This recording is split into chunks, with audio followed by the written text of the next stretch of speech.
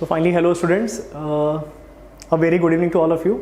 मेरा नाम सुमित है और I am your physics faculty at PNC educations, जैसा कि तुम लोग जानते ही हो।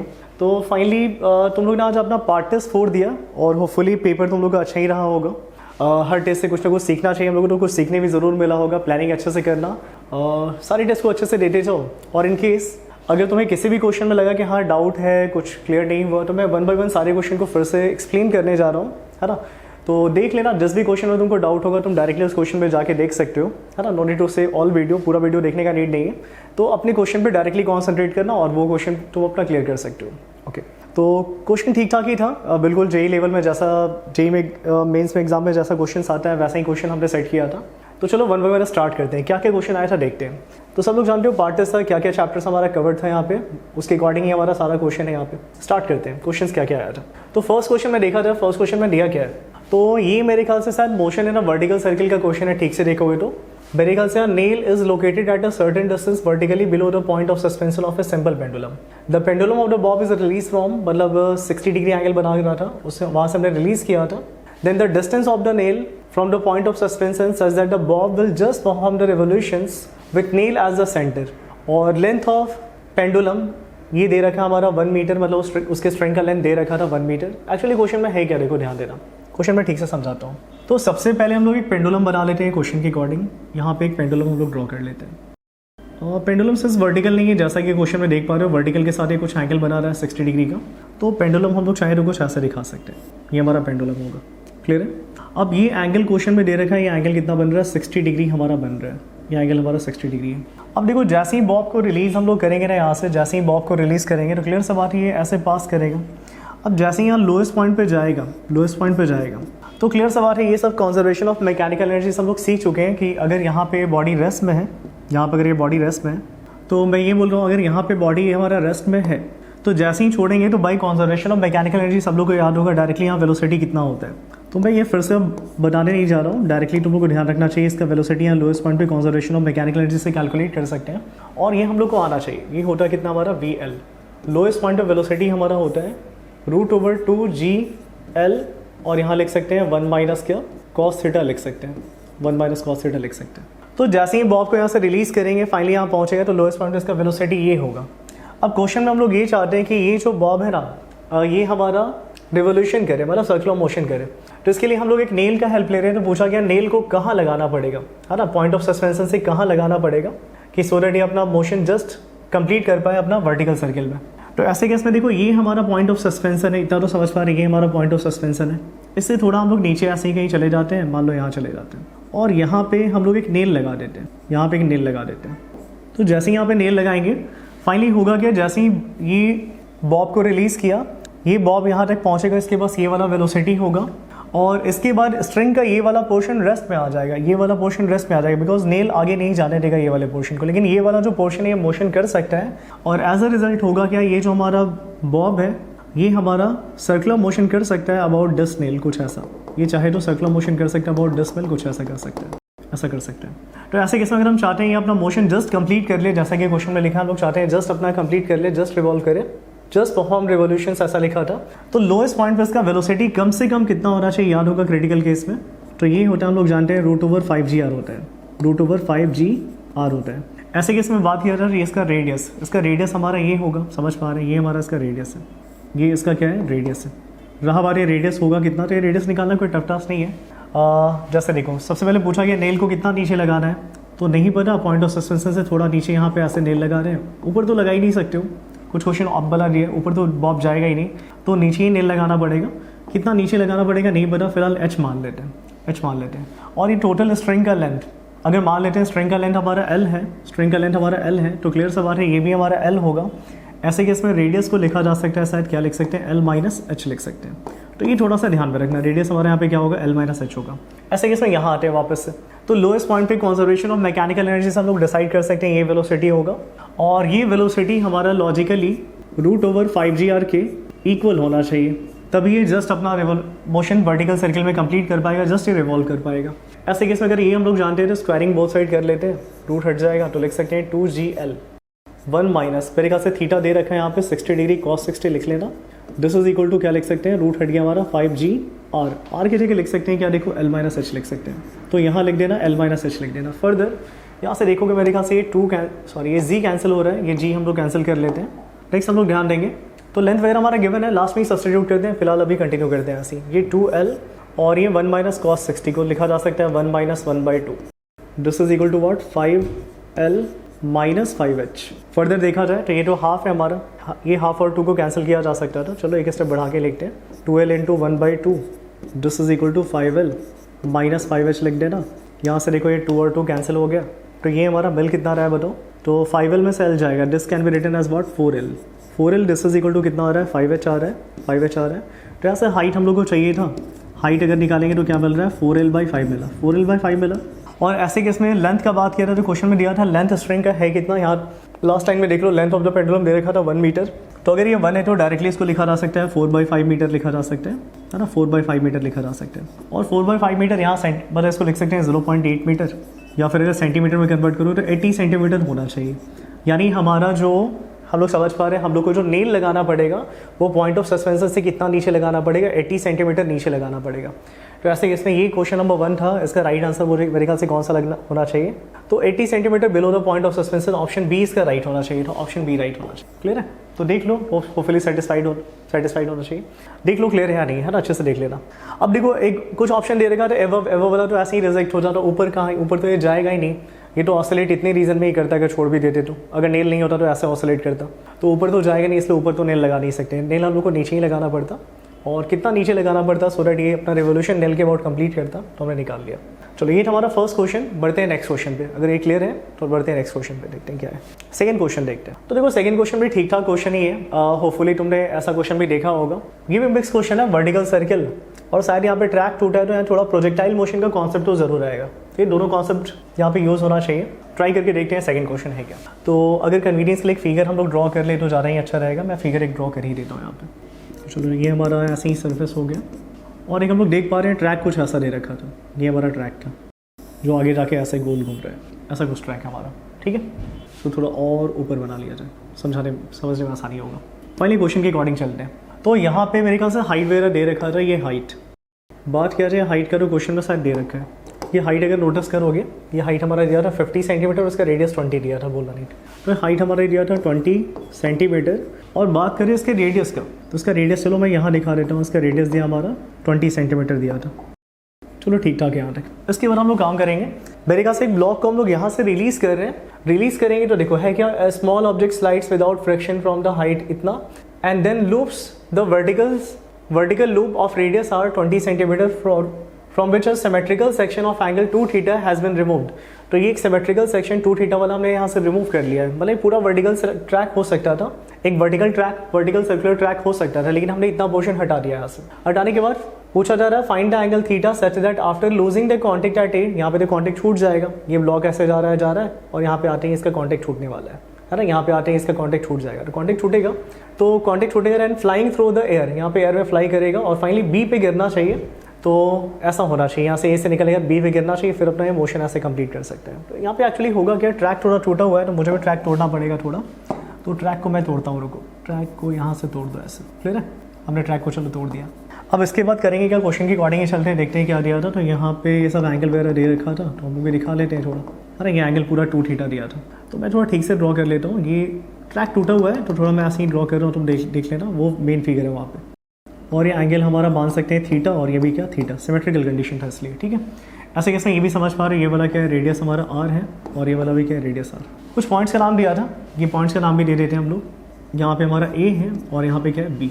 ऐसे केस में होगा क्या, जो ब्लॉक है हमारा, ब्लॉक शुरू में यहाँ पे था, एक ब्लॉक यहाँ पे था शुरू में, ये छोटा सा ही ब्लॉक दिखाते हैं यहाँ पे था, छोड़ेंगे जैसे ही तो क्लियर सा बात है, कोई हमारा यहाँ पे फ्लोर बिल्कुल क्या था, स्मूथ था, मैंने कहीं पढ़ा था, विदाउट फ्रिक्शन लिखा है, तो यहाँ पे कोई एनर्जी का लॉस तो होगा नहीं। फाइनली इसका जैसे जैसे नीचे आएगा इसका पोटेंशियल काइनेटिक में कन्वर्ट होगा, फिर यहाँ पहुँचेगा।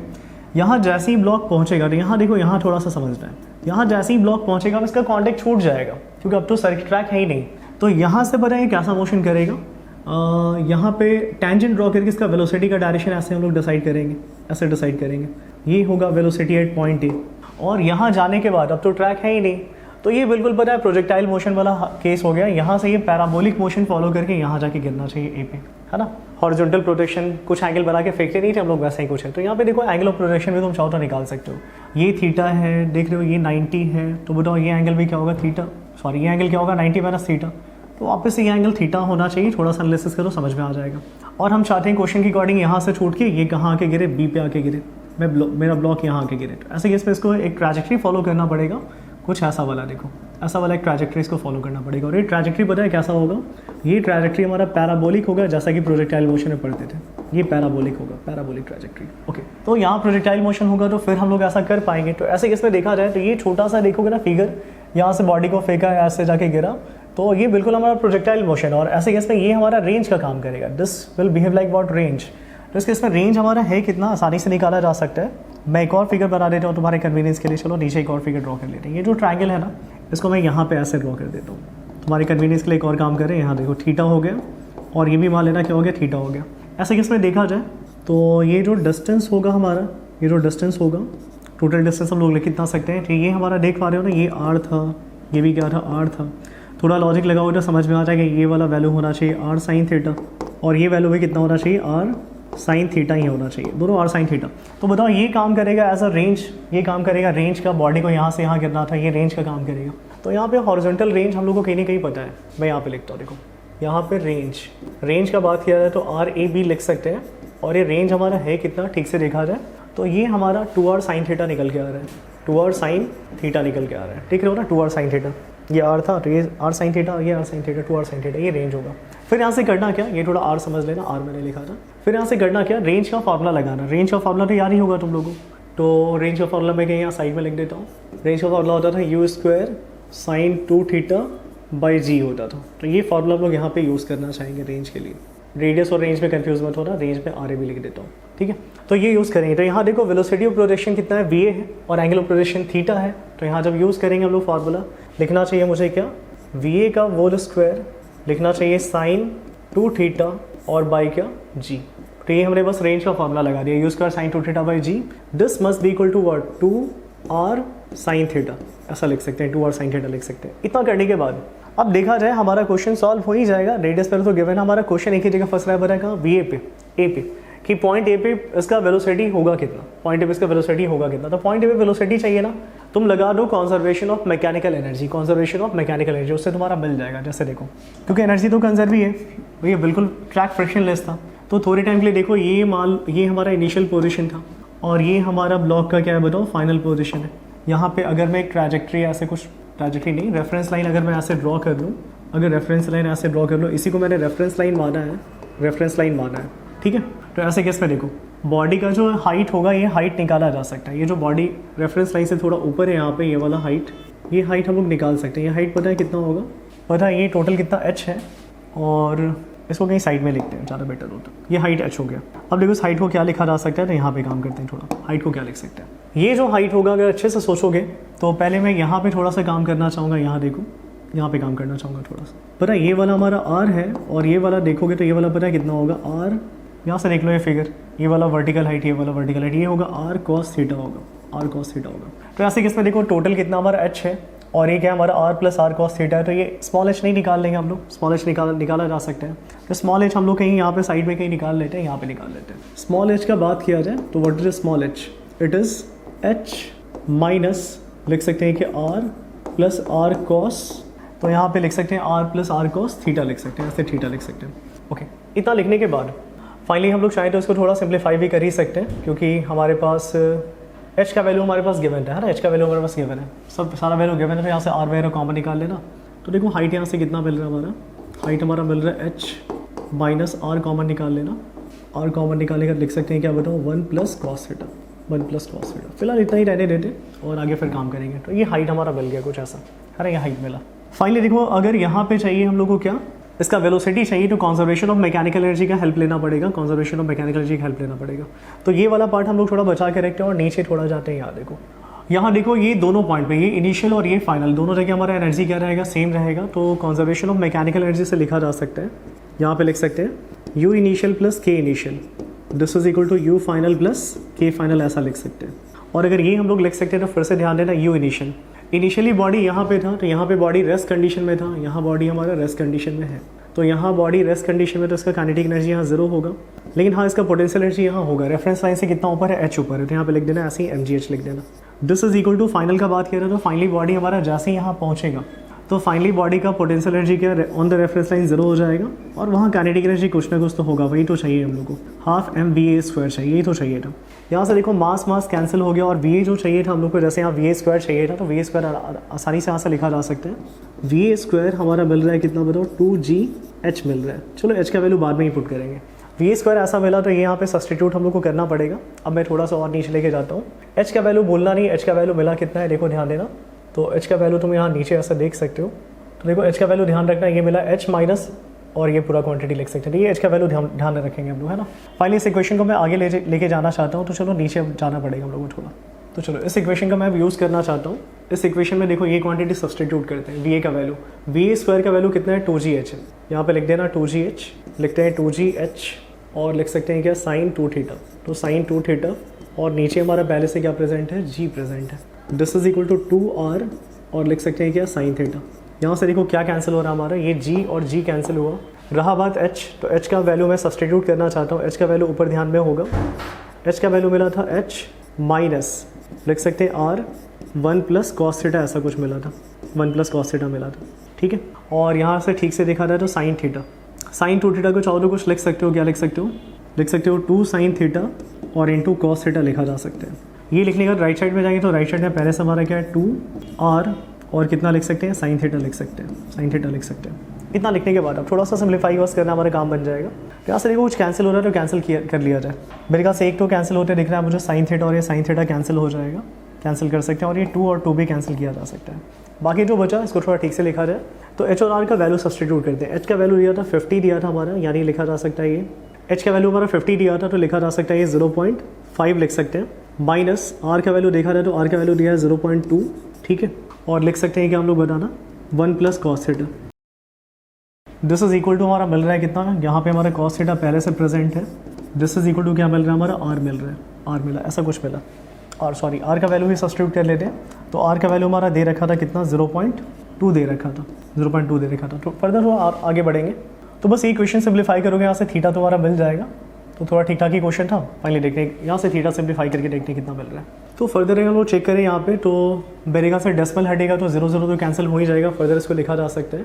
चलो थोड़ा ठीक से लेके सॉल्व करते हैं। यहाँ देखना ये 2, तो पहले डेसिमल सारा हटा दिया जाए, डेसिमल हटेगा तो बताओ इसको सिंप्लीफाइड फॉर्म में लिखा जा सकता है 2, और यहाँ लिख सकते हैं क्या बताना 5 माइनस 2 से मल्टीप्लाई करो तो लिखा जा सकता है क्या 2 माइनस 2 कॉस θ, और यहाँ बाहर पहले से क्या हमारा कॉस θ है। This is equal to decimal हट चुका है हमारा 2, मैंने सभी के डेसिमल हटा है 10 कैंसिल हो जाता है डेनोमिनेटर वाला। फाइनली इतना लिखने का देखो और क्या कैंसिल हो रहा है, ये 2 और 2 कैंसिल हो गया।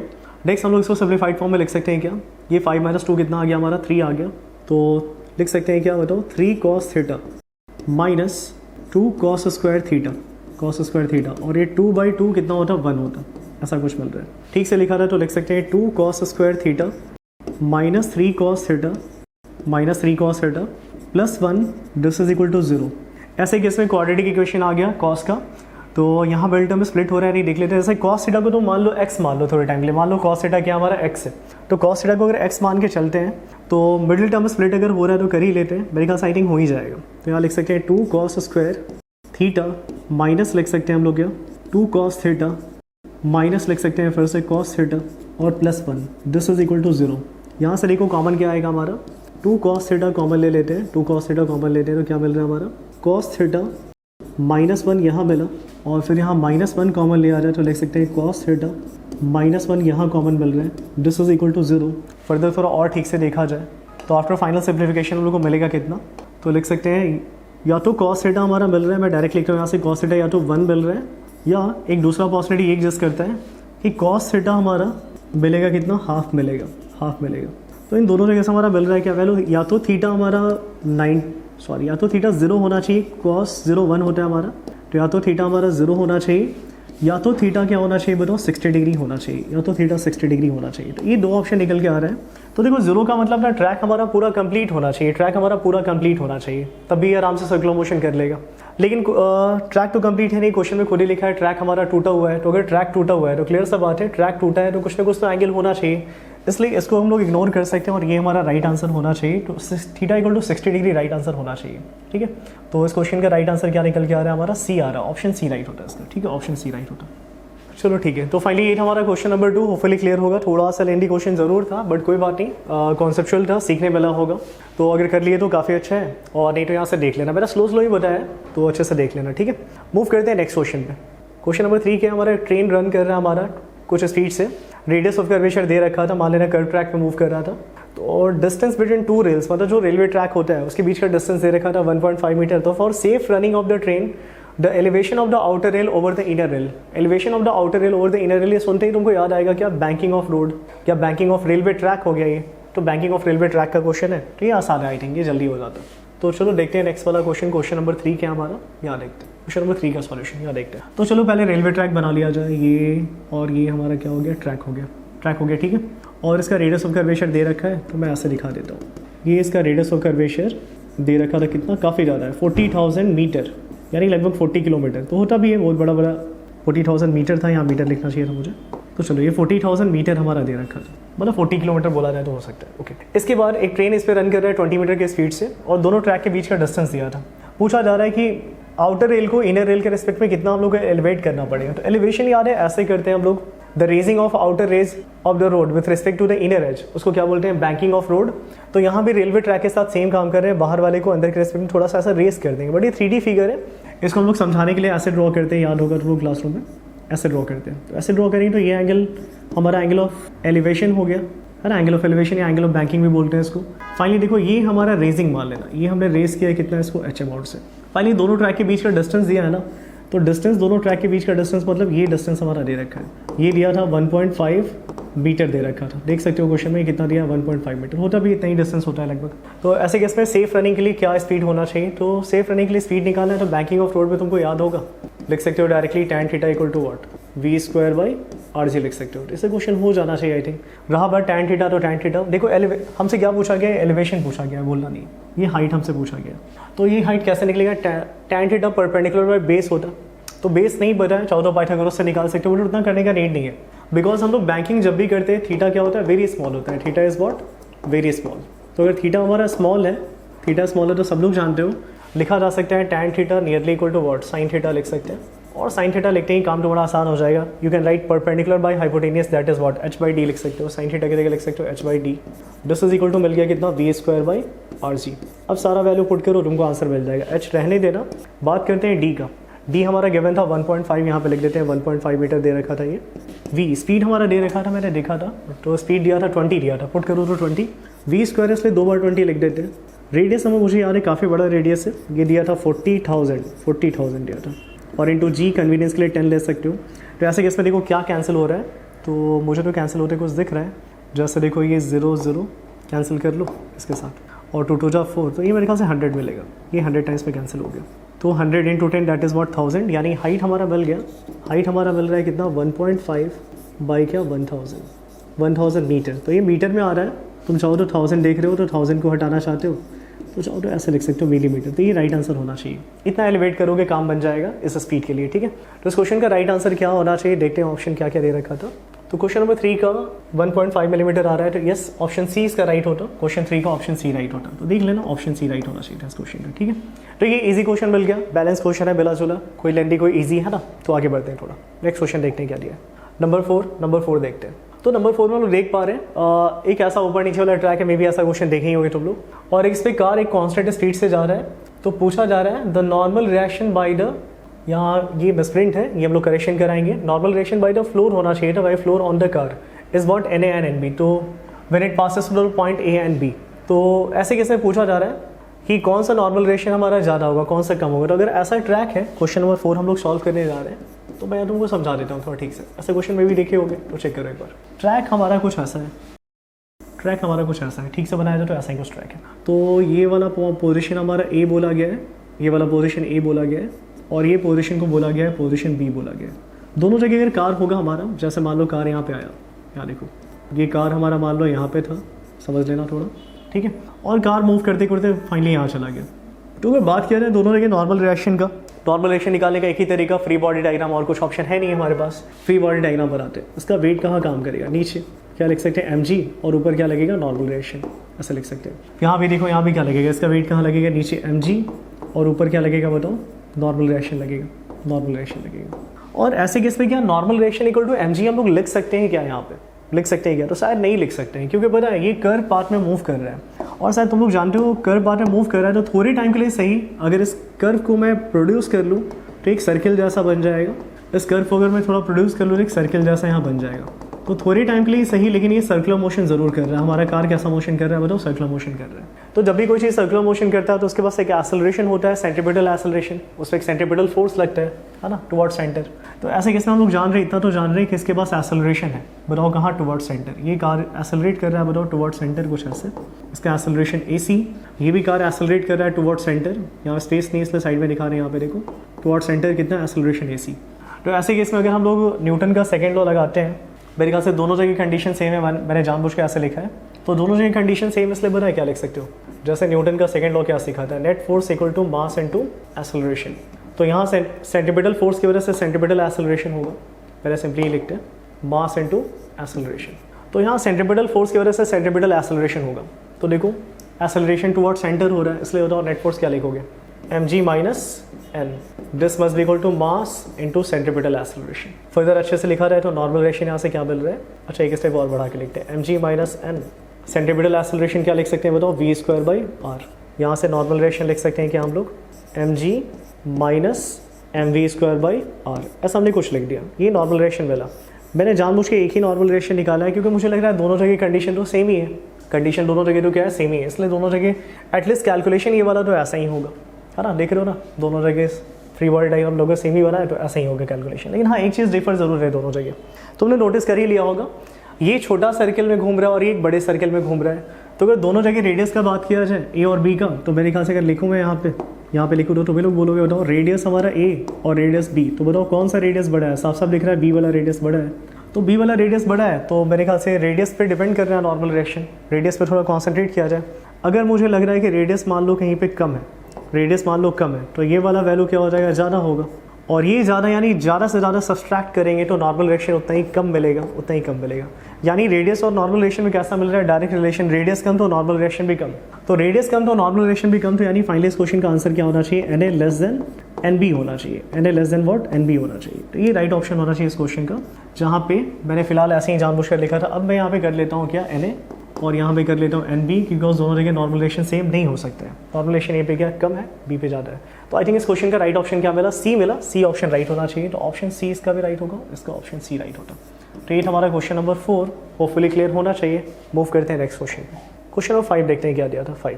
तो अभी बस सर्कुलर मोशन का ही क्वेश्चन चल रहा है, पहले देखो एक पार्टिकल है जो कि बड़ा ठीक से देखा जाए, एक पार्टिकल है जिसका कि पोजीशन वेक्टर कुछ ऐसे चेंज हो रहा है टाइम के साथ, ये शायद देख के याद आ रहा होगा, ऐसा जब भी इक्वेशन मिलता है, किसका इक्वेशन है, यूनिफॉर्म सर्कुलर मोशन का इक्वेशन है, वेक्टर फॉर्म में, अगर जानते हो तो काफ़ी जल्दी कर सकते हो। ये यूनिफॉर्म सर्कुलर मोशन का मतलब पोजीशन वेक्टर को ऐसे ही लिखते हैं, during uniform circular motion vector form में। तो ऐसे कैसे पूछा गया, ये सारा रिक्वायरमेंट पूछा गया कि पाथ सर्किल होगा, रेडियस होगा, इतना वगैरह वगैरह लिख रखा था। तो अगर मान लो मैं समझाऊँ इस क्वेश्चन को तो थोड़ा मैं समझा के ही कर देता हूँ, 2 मिनट टाइम ज़्यादा लगेगा लेकिन मैं समझा के ही कर देता हूँ। देखो मैं क्वेश्चन एक्सप्लेन कर रहा हूँ, मुझे टाइम ज़्यादा लगेगा ऑब्वियसली, लेकिन हाँ क्वेश्चन शॉर्ट कुछ बहुत सारे क्वेश्चन शॉर्ट भी है तो जल्दी भी कर सकते हैं। यहाँ देखो सुनना, चलो एक सर्किल ऐसे ही खींच लेते हैं और यहाँ पे एक्सेस वगैरह भी ड्रॉ कर लेते हैं। ये मान लेना हमारा एक्स एक्सेस हो गया और ये वाला मान लेना वाई एक्सेस हो गया, ठीक है, ये सेंटर हो गया, मतलब ओरिजिन हो गया। ऐसे कैसे मान लो मेरे पास एक पार्टिकल पहले यहाँ पे था, कब था, जब टाइम ज़ीरो था, तब टाइम क्या था, ज़ीरो था, तब पार्टिकल यहाँ पे था। क्वेश्चन काफ़ी आसान है, देखते हैं यहाँ से स्ट्राइक करता बट फिर थोड़ा समझ लेते हैं। फिर मान लो पार्टिकल हमारा कुछ ऐसे घूम रहा है, कुछ ओमेगा स्पीड से घूम रहा था, तो थोड़े टाइम के बाद पार्टिकल हमारे यहाँ जा सकता है। मान लो पार्टिकल यहाँ चला गया, किसी भी टाइम टी पे पार्टिकल हमारे यहाँ चला गया, जा सकता है ऐसा। तो ऐसे केस में रैंडम टाइम पे रैंडम पोजीशन पार्टिकल के कैसे डिफाइन करेंगे, पोजीशन वेक्टर से। तो ऐसा एक पोजीशन वेक्टर तुम चाहो तो यहाँ पे ड्रॉ कर सकते हो, ये हमारा पोजीशन वेक्टर हो गया, ठीक है, इस पार्टिकल का। और ऐसे केस में बात करेंगे एंगल, तो एंगल थीटा होगा, जहाँ थीटा को क्या लिख सकते हैं, अगर ये यूनिफॉर्म सर्कुलर मोशन हो रहा है तो थीटा इक्वल टू क्या लिखा जा सकता है, ओमेगा टी तो लिखा जा सकता है। ऐसे केस में जब भी सर्कुलर मोशन करेगा तो पोजीशन वेक्टर इसका रोटेट हो रहा है इस तरीके से, और इस पोजीशन वेक्टर का अगर इक्वेशन लिखना चाहोगे, सिंस वहाँ पे आर लिखा है, कैपिटल आर लिखा है, मैं भी कैपिटल आर ही लिख देता हूँ, ठीक है, मैं भी कैपिटल आर लिख देता हूँ, इसको मान लेना ये कैपिटल आर है, क्लियर। अब देखो इस पोजीशन वेक्टर को क्या लिख सकते हैं हम लोग, आर को लिख सकते हो। देखो इसका एक्स कंपोनेंट क्या मिलना चाहिए, R cos theta I cap और प्लस इसका वाई कंपोनेंट क्या मिलना चाहिए, R cos theta J cap. तो देख पा रहे हो जब भी कोई चीज़ यूनिफॉर्म सर्कुलर मोशन करेगा और उसका इक्वेशन ऐसा लिख सकते हैं, कुछ को सिमिलर लग ही रहा होगा और सिमिलर लग रहा है तो और अच्छे से उसको लिख लिया है, theta equal to omega T होता है। तो नेक्स्ट हम लोग लिख सकते हैं आर इक्वल टू मिल गया हमारा आर कॉस ओमेगा टी और ये लिख सकते हैं आई कैप और प्लस लिख सकते हो आर कॉस ओमेगा टी और यहाँ पे क्या लिख सकते हो, जे कैप लिख सकते हो, यहाँ पे लिख देना क्या, जे कैप लिख देना। इतना लिखने के बाद अब थोड़ा सोचा जाए क्या क्या ऑप्शंस दे रखा था, कौन कौन सही है। तो हाँ, ये कैसा मोशन करेगा, यूनिफॉर्म सर्कुलर मोशन तो करेगा और इसका रेडियस कितना 4 होना चाहिए। कंपेयर करके देखो, वो जो गिवन इक्वेशन है उससे कंपेयर करके देखो तो ये 4 है, कोफिशिएंट यहाँ पे R है तो बिल्कुल सही है, हाँ रेडियस 4 होगा। तो आई थिंक मुझे लग रहा है ऑप्शन नंबर 1 का बात किया जाए तो ऑप्शन नंबर 1 में रेडियस दिया था कितना बताओ 4, हमारा भी 4 ही निकल रहा है तो ऑप्शन नंबर 1 तो सही लग रहा है, सही है। लेकिन शायद ठीक से पढ़ोगे तो शायद सही नहीं ढूंढना था, क्या ढूंढना था, रॉन्ग ऑप्शन ढूंढना था, यहाँ पे रॉन्ग ऑप्शन ढूंढना था। देखेंगे क्या हमारा पहला वाला तो सही निकल गया, दूसरा वाला देखते हैं, दूसरा वाला क्या दिया है, पहला वाला तो सही निकल गया। तो दूसरे में क्या दिया है, एक्सेलरेशन अलोंग क्या होगा, माइनस आर होगा। तो होता भी ये सब लोग जानते हो, यूनिफॉर्म सर्कुलर मोशन में ये देखो, ये पोजीशन वेक्टर और इसके बाद सेंट्रीपिटल एक्सेलरेशन कहाँ होता है, टुवर्ड सेंटर होता है। Position vector radially outward direction में और सेंट्रीपिटल एक्सेलरेशन है, नेट एक्सेलरेशन कहाँ होता है, रेडियली इनवर्ड डायरेक्शन में। तो ये बिल्कुल सही ऑप्शन है ना। चाहो तो तुम एक काम कर सकते हो, इसको 2 बार डिफ्रेंशिएट करना। जैसे ही तुम इसको एक बार डिफ्रेंशिएट करोगे वेलोसिटी मिलेगा और एक बार और डिफ्रेंशिएट करोगे एक्सेलरेशन मिलेगा। अब मैं उसको करने नहीं जा रहा हूँ, कर सकते हो 2 बार डिफ्रेंशिएट करके देख लेना, ऐसा कुछ रिलेशन मिलना चाहिए, माइनस ओमेगा स्क्वायर आर मिलना चाहिए। तो अगर ऐसा है तो हाँ ये ऑप्शन भी करेक्ट है, सेकंड वाला देख रहे हो, ए और आर में ऐसा रिलेशन होगा, ठीक है। चलो ठीक है, ये तो ऐसे ही बता सकते हैं डायरेक्टली। नंबर 3 देखते हैं, नंबर 3 क्या दिया था। नंबर 3 में लिखा है magnitude of acceleration is v²/r। Yes, it is a uniform circular motion, it is a uniform circular motion, it is a uniform circular motion. तो यस हमारा यही एक्सेलरेशन होगा। यहाँ पे नेट एक्सेलरेशन क्या होता है बताओ, v²/r ही होता है। तो नेट एक्सेलरेशन हमारा v²/r होगा, ये इसका मैग्नीट्यूड होना चाहिए। बिल्कुल सही है हमारा, है ना, बिल्कुल सही है। फाइनली बात करेंगे ऑप्शन डी का। तो मेरे ख्याल से 3 ऑप्शन तो ऐसे ही सही आ गया, तो ऑप्शन डी ही मुझे रॉन्ग लग रहा है। ऑप्शन डी देखते हैं क्या हमारा। ऑप्शन डी में बोल रहा है velocity of the particle is 8 metre per second. देखते हैं होगा या नहीं। तो वेलोसिटी देखो कंपेयर करने से शायद ओमेगा मिल जाएगा। ओमेगा क्या मिल रहा है बताओ, 2 पाई मिल रहा है। तो मैं यहाँ लिख देता हूँ कि ऑप्शन 4 अगर चेक किया जाए तो ओमेगा हम लोग को मिल रहा है, कंपेयर करने से 2 पाई मिल रहा है। लेकिन ओमेगा नहीं, स्पीड बोला गया। तो स्पीड क्या होता है, v = ओमेगा आर होता है, इतना तो जानते ही हो। जैसे ही सब्सटीट्यूट करेंगे तो ये हमारा ओमेगा है 2 पाई। रेडियस हमने फर्स्ट पार्ट पे निकाला था, रेडियस 4 निकला था, तो ये निकला कितना, 8 पाई निकल रहा है। 8 पाई metre per second right answer होना चाहिए, 8 पाई। तो यहाँ क्या दिया था, यहाँ सिंपली दे दिया था 8 दे दिया था, इसलिए ऑप्शन रॉन्ग हो गया, है ना। वहाँ 8 पाई लिखता तो वो भी सही होता था, तो फिर सही किसको करते, है ना। इसलिए बेटर है रॉन्ग ऑप्शन ढूंढना था। रॉन्ग ऑप्शन क्या है, ऑप्शन डी राइट रॉन्ग होता। होपफुली सेटिस्फाइड हो गया। तो ये हमारा क्वेश्चन नंबर 5। अगर क्लियर है तो मूव करते हैं नेक्स्ट क्वेश्चन पे, है ना। देखते हैं क्या दिया। नेक्स्ट क्वेश्चन नंबर 6 है, देखते हैं क्वेश्चन नंबर 6 में है क्या हमारा। तो 6 में देखा जाए तो मेरे ख्याल से तुम लोग देख पा रहे हो, ये कुछ एक इक्वेशन दे रखा था फोर्स का पोजीशन के साथ रिलेशन, और इक्विलिब्रियम के बारे में पूछा गया। इक्विलिब्रियम सुनते ही दिमाग में स्ट्राइक करता है फोर्स 0 होना चाहिए, क्यों ना वहीं से स्टार्ट किया जाए। फोर्स पहले लिख लेते हैं, 2x² - 3x - 2। तो फोर्स हमारा दिया था 2x² - 3x - 2, ऐसा दे रखा है, सही लिखा है ना मैंने, 2x² - 3x - 2। अब इतना तो जानते हैं, कोई बोलेगा मेरे से इक्विलिब्रियम, तो मैं क्या करूँगा, मैं सीधे फोर्स 0 करूँगा यहाँ पर, है ना। लीनियर मोशन में ऐसा ही होता है। तो ट्रांसलेशनल इक्विलिब्रियम के लिए फोर्स हमारा 0 होना चाहिए, फोर्स हमारा 0 होना चाहिए। फोर्स अगर 0 किया जाए, जैसे इस फोर्स को 0 करते हैं, बदला हम लोग करना पड़ेगा 2x² - 3x - 2, इसको 0 करना पड़ेगा। क्वाड्रेटिक इक्वेशन है, देखो मिडिल में स्प्लिट हो रहा है, तो कर लिया जाए 4, यानी लिख सकते हैं -4x + x - 2 this is equal to 0। देखो मैंने सही किया होगा शायद। यहाँ से 2x कॉमन निकाल लेना, लिखोगे क्या बताओ, x - 4, और यहाँ से 1 ऐसे ही लिख लो, तो लिख सकते हो x, सॉरी मेरे ख्याल से मुझे x - 2 लिखना चाहिए था। यहाँ पे लिखना चाहिए था मुझे x - 2, और यहाँ पे 1 कॉमन लेंगे तो x - 2 this is equal to 0। Further यहाँ से अब तुम लोग ऐसे ही स्मार्ट हो तो डायरेक्ट लिखते हैं, x का वैल्यू मिला क्या बताओ, 2 मिल रहा है, या फिर x का वैल्यू कितना मिल रहा है बताओ, -½ मिल रहा है। तो x का वैल्यू 2 मिला या फिर -½ मिला। ये दोनों जगह फोर्स क्या होगा, 0 होगा। ये दोनों जगह फोर्स 0, यानी दोनों पोजीशन कैसा पोजीशन है, इक्विलिब्रियम पोजीशन है। ये दोनों हमारा क्या बताओ, equilibrium position. These both are equilibrium position. लेकिन समझने का बात ये है, out of these 2 equilibrium position हो सकता है कि एक हमारा स्टेबल हो, दूसरा क्या हो, अनस्टेबल हो। वो हम लोग को डिसाइड करना है। बस इक्विलिब्रियम बोलता है तो क्वेश्चन बड़ा आसान होता है, लेकिन अभी हमारा काम बना नहीं है। अभी हम लोग को डिसाइड करना है कौन स्टेबल है, कौन अनस्टेबल है। तो क्लियर सा बात है, कोई भी चीज़ स्टेबल, उसका एनर्जी क्या कम होगा, मिनिमम होगा, और कोई भी चीज़ अनस्टेबल यानी उसका एनर्जी ज़्यादा होना चाहिए। यानी एनर्जी को मैक्सिमाइज या मिनिमाइज करने से काम बनेगा, यानी मैक्सिमम का कॉन्सेप्ट यहाँ लगाना पड़ेगा। और एनर्जी, तो एनर्जी कहाँ से आएगा, तो सब लोग जानते हैं force is what negative potential energy gradient लिखा जा सकता है कोई भी कंजर्वेटिव फोर्स है। तो यहाँ मैं थोड़ा सा स्पेस खाली करके यहीं पे लिखता हूँ। देखो ये जो F लिखा था ना, अगर मैं F को लिख दूँ यहाँ पे माइनस du/dx, तो शायद तुम लोग को याद होगा, पढ़े हो गया ऐसा, F can be written as minus du/dx if it is a conservative force. ठीक है, ऐसा लिख सकते हैं। इतना लिखने के बाद यहाँ से हम लोग ठीक से लिखते हैं थोड़ा, du/dx, ये जो माइनस है इसको छोड़ना नहीं है, गलत हो जाएगा, माइनस को मैं इस साइड लेके आता हूँ। माइनस लिख सकते हैं क्या, 2x² माइनस 3x माइनस 2। तो ये गिवन कंडीशन था, अभी मैंने कुछ खास नहीं किया, मैंने फोर्स को बस लिख दिया माइनस du/dx, तो ऐसा लिख सकते हैं। इतना लिखने के बाद अब सुनना थोड़ा ठीक से, एनर्जी को मैक्सिमाइज या मिनिमाइज करना है, तो इसके लिए विदाउट किसी फंक्शन को मैक्सिमाइज या मिनिमाइज करना होता है, चेक करना होता है कहाँ मैक्सिमा एग्जिस्ट करे कहाँ मिनिमा, तो उसको डबल डिफरेंशिएट तो करना पड़ता है। डबल डिफरेंशिएट करना, d2u/dx², डबल डिफरेंशिएट करना, माइनस में रहने देता हूँ और डबल डिफरेंशिएट करके यहाँ लिखता हूँ। इसका क्या होना चाहिए डिफरेंशिएशन, 4x होना चाहिए, माइनस क्या होना चाहिए, 3 होना चाहिए। ऐसे केस में देखा जाए तो ये डिफरेंशिएशन तो मिल गया हम लोग को। अब एक एक बार दोनों वैल्यू हम लोग पुट करके देखेंगे। दोनों वैल्यू का मतलब क्या क्या, जो 2 पॉइंट्स मिला था हम लोग को, एक x का वैल्यू कितना मिला था, 2 मिला था, और एक x का वैल्यू कितना मिला था, तो एक x का वैल्यू मिला था -½ मिला था, शायद -½ मिला था, यहाँ बगल में ही तो है, इसलिए मैं ज़्यादा नेक्स्ट पेज में नहीं जा रहा हूँ, यही देख लो। सिंप्लीफाई किया जाए थोड़ा, -4 × 2 -3, यानी 8 - 3 दैट इज़ व्हाट, -5 मिलना चाहिए, -5 मिला यहाँ पे। वैसे ही यहाँ पे चेक करोगे तो माइनस रहने देना, 4 × -3 सॉल्व किया जाए तो कितना मिल रहा है ये, तो ये मिला शायद +5 मिला।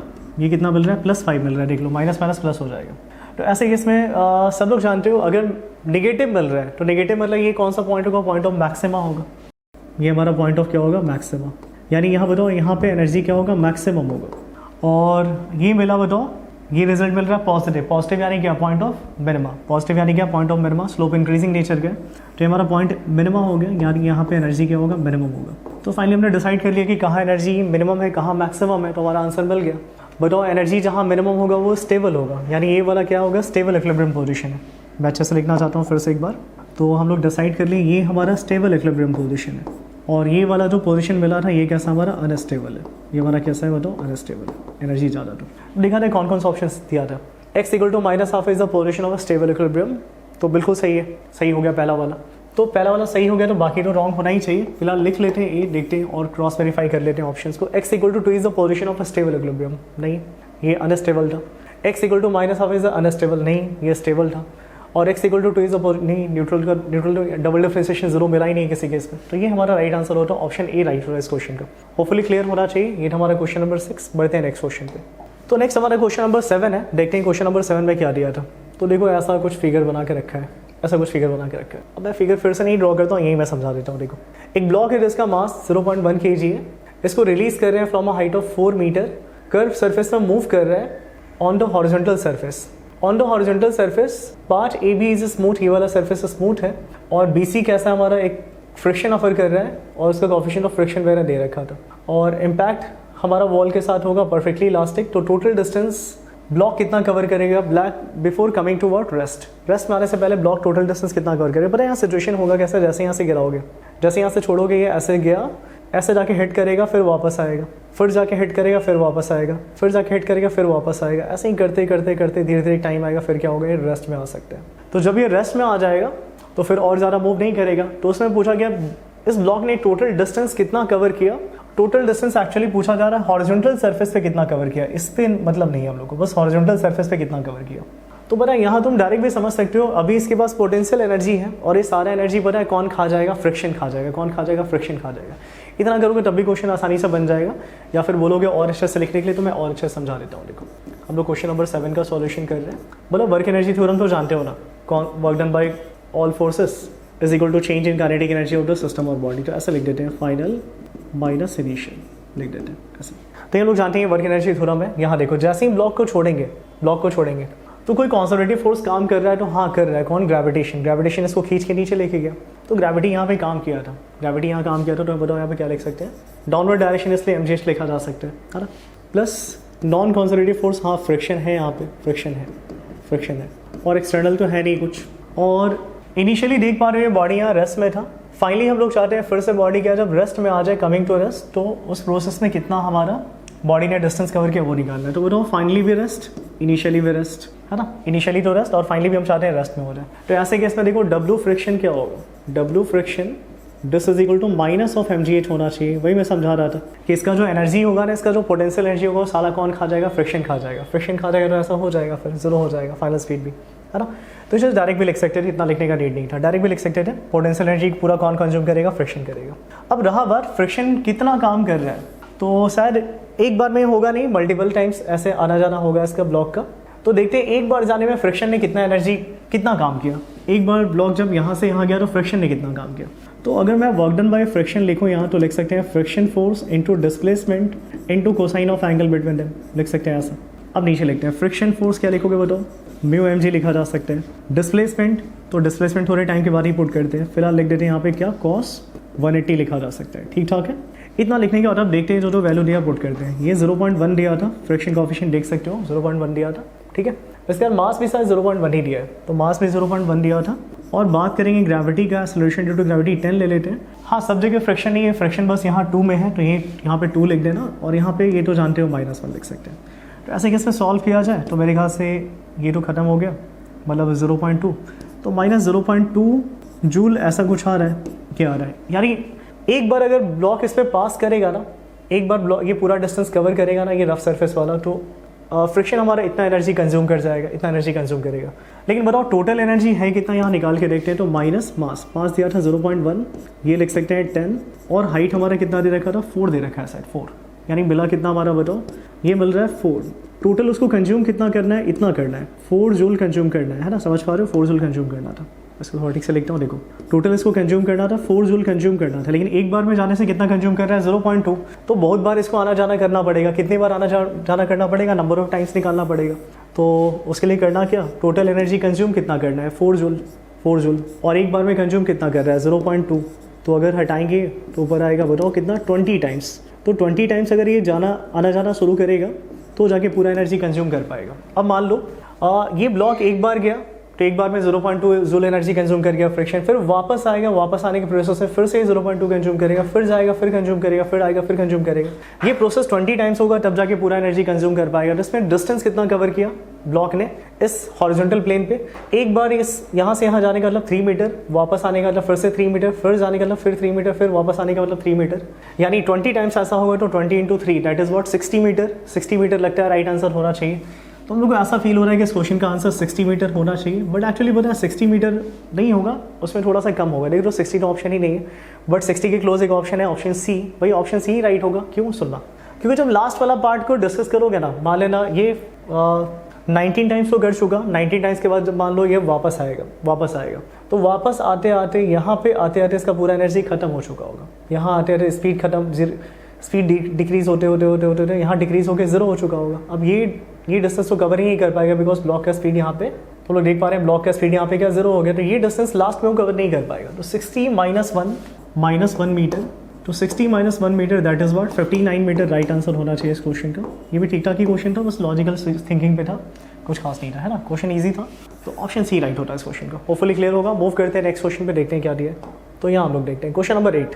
तो क्वेश्चन नंबर 8 में एक हमारा ऐसा एक डायग्राम वगैरह दे रखा था, और पहले देख पा रहे हो कैपेसिटर इससे कनेक्टेड है, 2 वे स्विच है, पहले ए से कनेक्टेड है, बाद में इसको बी से कनेक्ट करेंगे। The energy dissipated in the circuit in terms of capacitance C and total charge Q, ऐसा कुछ बोल रहे हैं। पहले काम करते हैं, फिगर बना लेते हैं, है ना, फिगर बना लेते हैं। क्वेश्चन नंबर 8 हम लोग डिस्कस करने जा रहे हैं। तो क्वेश्चन नंबर 8 अगर देखा जाए तो 8 का सॉल्यूशन हम लोग यहाँ पे करते हैं। तो ये काम किया जाए, पहले फिगर ड्रॉ कर लिया जाए। तो ये फिगर हम लोग ड्रॉ कर लेते हैं पहले यहाँ पे, और ये सब हटा देते हैं। फाइनली चलो काम किया जाए। तो मेरे ख्याल से सर्किट जो दिखा रखा है वो सर्किट ड्रॉ किया जाए। एक बैटरी है यहाँ पे एक कैपेसिटर हमारा लगा हुआ था, यहाँ पे एक दूसरा कैपेसिटर लगा हुआ है, और यहाँ पे एक 2 वे स्विच है, ये शायद यहाँ पे ए लिखा है और यहाँ पे क्या लिखा है, बी लिखा है। तो ये हमारा स्विच हो गया, स्विच एस मान लेते हैं, और देख लेते हैं क्या क्या दे रखा था। ये बैटरी का EMF ई दिया है, उसका कैपेसिटेंस सी दिया था, और उसका 3C दिया था। एक काम करते हैं, थोड़ा अजम्पशन ले लेते हैं, मतलब मान लेते हैं ये पहला वाला कैपेसिटर है, पहला वाला कैपेसिटर का कैपेसिटेंस सी दिया था, और ये दूसरा वाला है, दूसरे वाले का कितना दिया है, 3C दिया है, ऐसा मान लेते हैं। ये 3C दिया था, फिगर में देख सकते हो बगल में। ओके, ऐसे केस में देखो पहले तो ये कनेक्टेड है इससे, इस बैटरी से कनेक्टेड है, तो ये बैटरी से कनेक्टेड होने की वजह से ये वाला क्या होगा, चार्ज हो जाएगा, ये वाला क्या होगा, चार्ज हो जाएगा, पहला वाला चार्ज हो जाएगा। तो इस पर क्या होगा, मान लेना पॉजिटिव चार्ज आया, थोड़ा समझ लेना यहाँ पे, और इस पर नेगेटिव चार्ज आ गया। मतलब ये क्या सा कैपेसिटर है, मैं ये तुम लोग को बोलना चाहता हूँ, ये चार्ज कैपेसिटर है। और इसको जो हमने चार्ज किया है ना, कितना पोटेंशियल अप्लाई किया है, तो ये मैं यहाँ पे लिखना चाहूँगा फिर से। इसको जो हमने चार्ज किया था, तो इसको चार्ज करने के लिए हमने कितना पोटेंशियल यूज़ किया था, इसको चार्ज करने के लिए हमने पोटेंशियल ई यूज़ किया था। और दूसरा वाला देखा जाए तो अब देखो, जैसे ही इस 2A स्विच को इधर लेके जाओगे ना, इधर लेके जाओगे, जैसे ही 2A स्विच को इधर लेके जाओगे तो इसको हम हटाते हैं यहाँ से और स्विच को उधर लेके जाते हैं। स्विच को हम लोग यहाँ लेके गए, अब जैसे ही यहाँ लेके जाएंगे स्विच को यहाँ लेके गए, अब होगा क्या, ये एक चार्ज कैपेसिटर है और ये एक अनचार्ज कैपेसिटर है। ये हमारा एक अनचार्ज कैपेसिटर है, मुझे लिखने दो यहाँ पे, ये अनचार्ज कैपेसिटर है। तो हमने एक चार्ज और एक अनचार्ज कैपेसिटर को कनेक्ट किया, तो अनचार्ज कैपेसिटर का पोटेंशियल हम लोग लिख सकते हैं, बताओ V2, वो कितना होगा, 0 होगा, वो कितना होगा, 0। ऐसे केस में चार्ज कैपेसिटर एक्ट करेगा एज अ बैटरी और इसको चार्ज करना शुरू कर देगा। पता है, sharing of charge and common potential एक टॉपिक ही है। जब तक चार्ज का ट्रांसफर होगा, देखो अभी दोनों में पोटेंशियल डिफरेंस है, ये हायर पोटेंशियल पे लोअर, जब तक चार्ज का ट्रांसफर होगा, जब तक ये दोनों का पोटेंशियल सेम नहीं हो जाता है, तो कॉमन पोटेंशियल निकाल के फिर कितना एनर्जी का लॉस हुआ इनिशियल माइनस फाइनल करके लिख सकते हो। तो हालांकि मैं उतना करने नहीं जा रहा हूँ क्योंकि डायरेक्ट फॉर्मूला ही है। अगर sharing of charge and common potential पढ़े हो तो लॉस इन एनर्जी तो पूछा है कितना एनर्जी डिसिपेट हो रहा है, तो लॉस इन एनर्जी का डायरेक्ट एक फॉर्मूला होता है, क्यों ना मैं वही यूज़ करूँ। तो मैं यहाँ पे लिख देता हूँ, अगर मान लो इस प्रोसेस में लॉस इन एनर्जी पूछा है तो चॉइस तुम्हारा है, या तो पूरा प्रोसेस से बनाओ, लॉस इन एनर्जी मतलब you initial minus you final, मतलब कॉमन पोटेंशियल वगैरह निकाल के बनाओ, या फिर अगर तुमको डायरेक्ट फॉर्मूला याद है तो क्यों मेहनत करोगे, डायरेक्ट फॉर्मूला याद होना चाहिए। क्या होता है, हाफ C1 C2 अपॉन लिख सकते हैं C1 प्लस C2, और लिख सकते हैं क्या बताओ, V1, यहाँ पे याद करो साइन था हमारा प्लस माइनस V2 और इसका क्या, होल स्क्वायर, है ना। ठीक है, सारे केस के लिए वैलिड हमारा दोनों चार्ज होगा तब भी और एक चार्ज और अनचार्ज होगा तब भी, ऐसा हमारा फॉर्मूला होता था। ये फॉर्मूला यहाँ लगाते हैं, बताओ होगा कितना, हाफ C1 C2 का बात किया था तो C1 हमारा C है, दूसरा वाला कितना था हमारा 3C था, नीचे जोड़ के लिख सकते हैं 4C, यहाँ लिख सकते हैं पहला वाले को चार्ज किया था पोटेंशियल E से और दूसरा वाला तो अनचार्ज था, इसलिए 0 लिख देना, इसका होल स्क्वायर लिख देना। ऐसे केस में देखा जाए कुछ कैंसिल हो रहा है तो हाँ कैंसिल हो रहा है, मेरे ख्याल से C और C हम लोग कैंसिल कर सकते हैं और तो कुछ कैंसिल कर नहीं सकते हैं। मिला कितना, तो ये मिल रहा है 3/8, ठीक है, 3/8 मिला हमारा C और ये E स्क्वायर, ऐसा कुछ मिल रहा है, ये आंसर मिल रहा है। लेकिन सर आंसर बोला है ना C और टोटल चार्ज के टर्म में, देखते हैं ऑप्शन क्या दिया था इसका। तो C और टोटल चार्ज के टर्म में बोला है, तो टोटल चार्ज के टर्म में बोला है, तो ये E को हम लोग को रिप्लेस करना पड़ेगा। तो इतना तो जानते हो, कैपेसिटर में ये फॉर्मूला लिखते हैं हम लोग, Q इक्वल टू क्या लिखते हैं, CV लिखते हैं।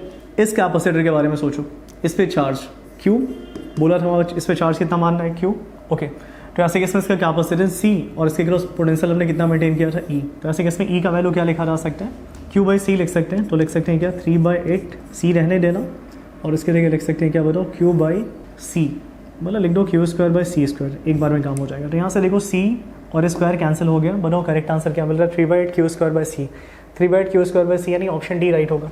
तो अगर फॉर्मूला जानते हो तो डायरेक्ट फार्मूला से बनाओ, है ना, क्यों बेकार में टाइम वेस्ट करोगे। ठीक है, होपफुली क्लियर होना चाहिए। क्वेश्चन नंबर हमारा 8 था, देख लेना क्लियर है या नहीं।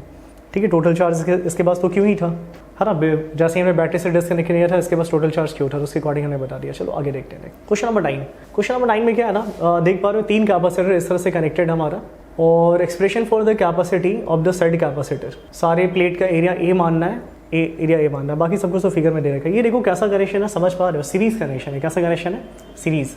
ये मेरे ख्याल से ईजी है, क्वेश्चन काफ़ी ईजी है। तो यहाँ देखो कि कैपेसिटर का सीरीज कनेक्शन है, शायद समझ पा रहे हो। अगर ऐसे मैं ड्रॉ कर दूँ, ऐसे ड्रॉ कर दूँ तो ये सीरीज कनेक्शन जैसा दिख रहा होगा, क्लियर है, 1 2 फिर 3 ऐसा सीरीज कनेक्शन, ऐसे ही कुछ मान लो ए बी। तो ये 3 कैपेसिटर था, तीनों का सीरीज कनेक्शन था, C1 C2 C3 वहाँ लिखा हुआ है। फाइनली बताओ सीरीज कनेक्शन में अगर C इक्विवेलेंट निकालना है तो क्या लिखेंगे, 1/C इक्विवेलेंट। ये लिखा जा सकता है 1/C1, 1/C2 और लिख सकते हैं 1/C3 लिख सकते हैं। ठीक है, ऐसा लिखने के बाद करना क्या है, अब सुनना। सारे का कैपेसिटेंस देख पा रहे हो, डायलेक्ट्रिक वगैरह फिल किया गया तो कैपेसिटेंस तो बढ़ ही जाएगा, कैपेसिटेंस तो बढ़ ही जाएगा। तो उसके अकॉर्डिंग सबका लिखते हैं। पहले मैं ये वाला लिख देता हूँ, लेफ्ट साइड वाला 1/C इक्विवेलेंट, यही हम लोग को चाहिए था।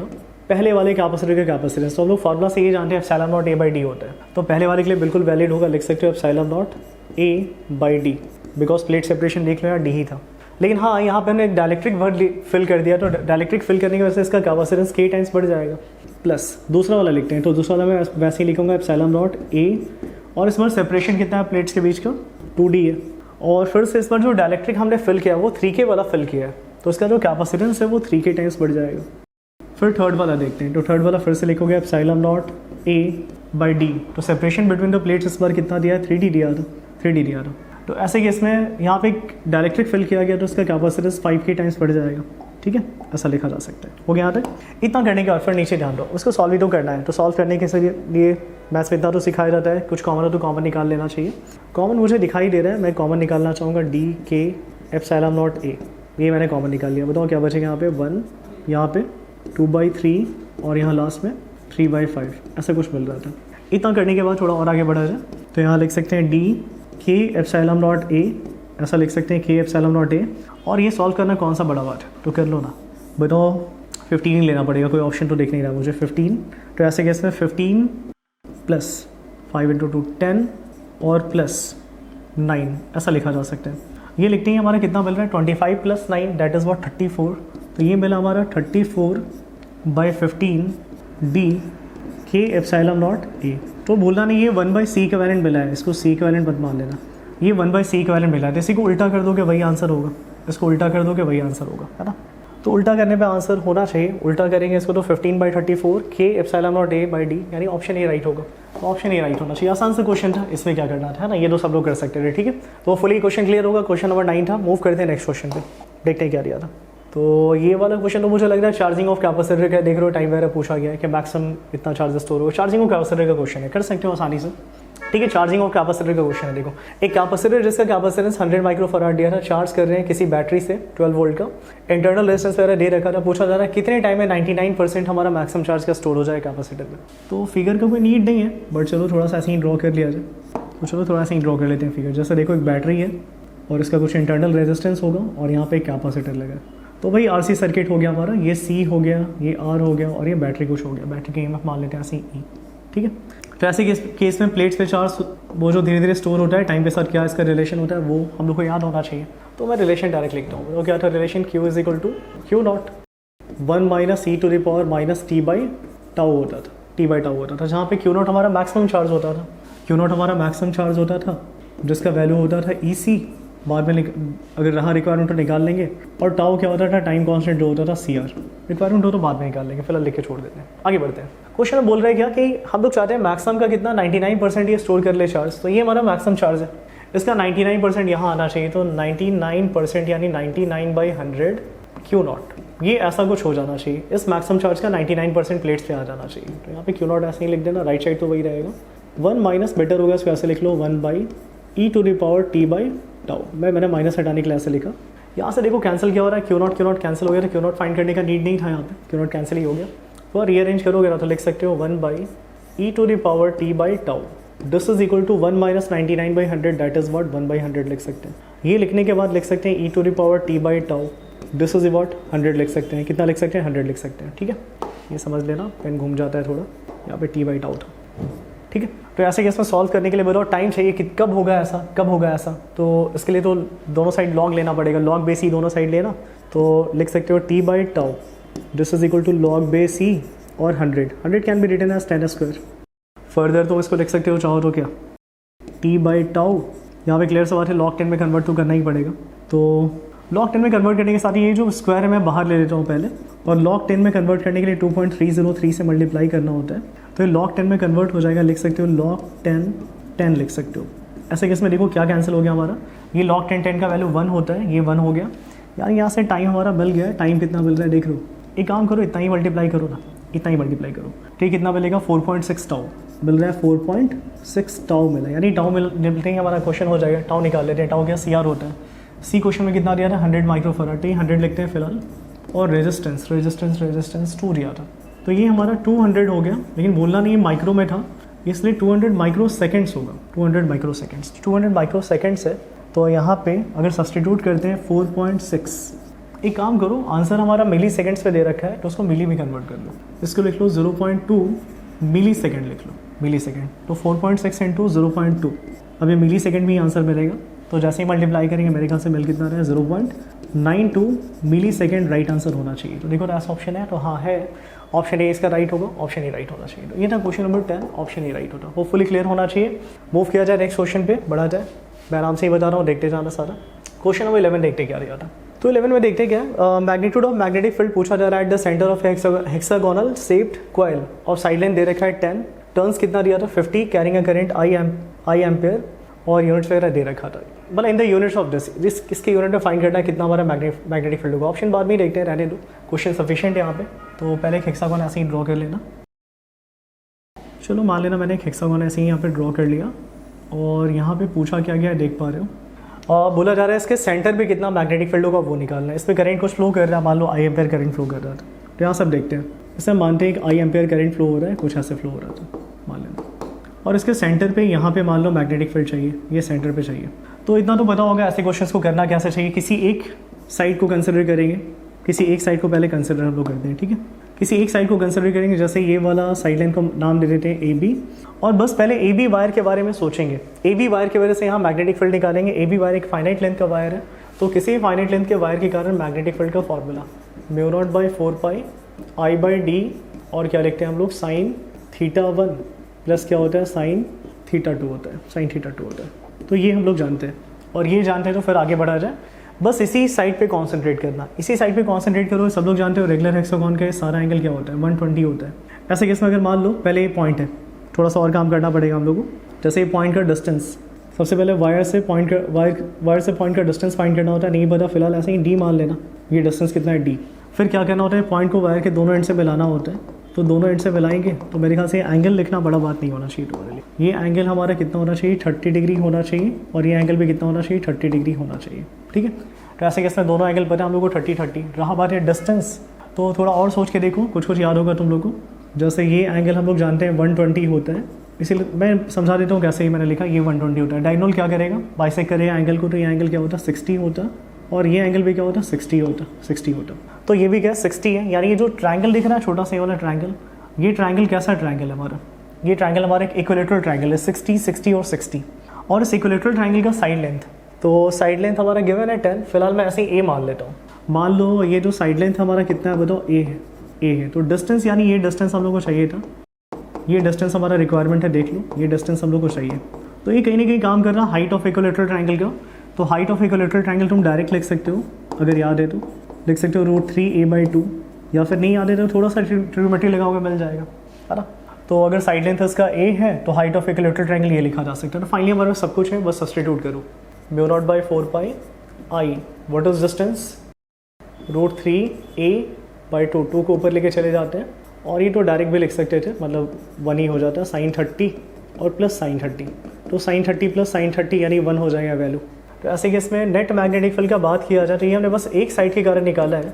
नेट मैग्नेटिक फील्ड निकालो तो बताओ टोटल 6 साइड है, सबके कारण सेम ही डायरेक्शन होगा, समझ पा रहे हो। तो 6 टाइम्स बी लिखा जा सकता है।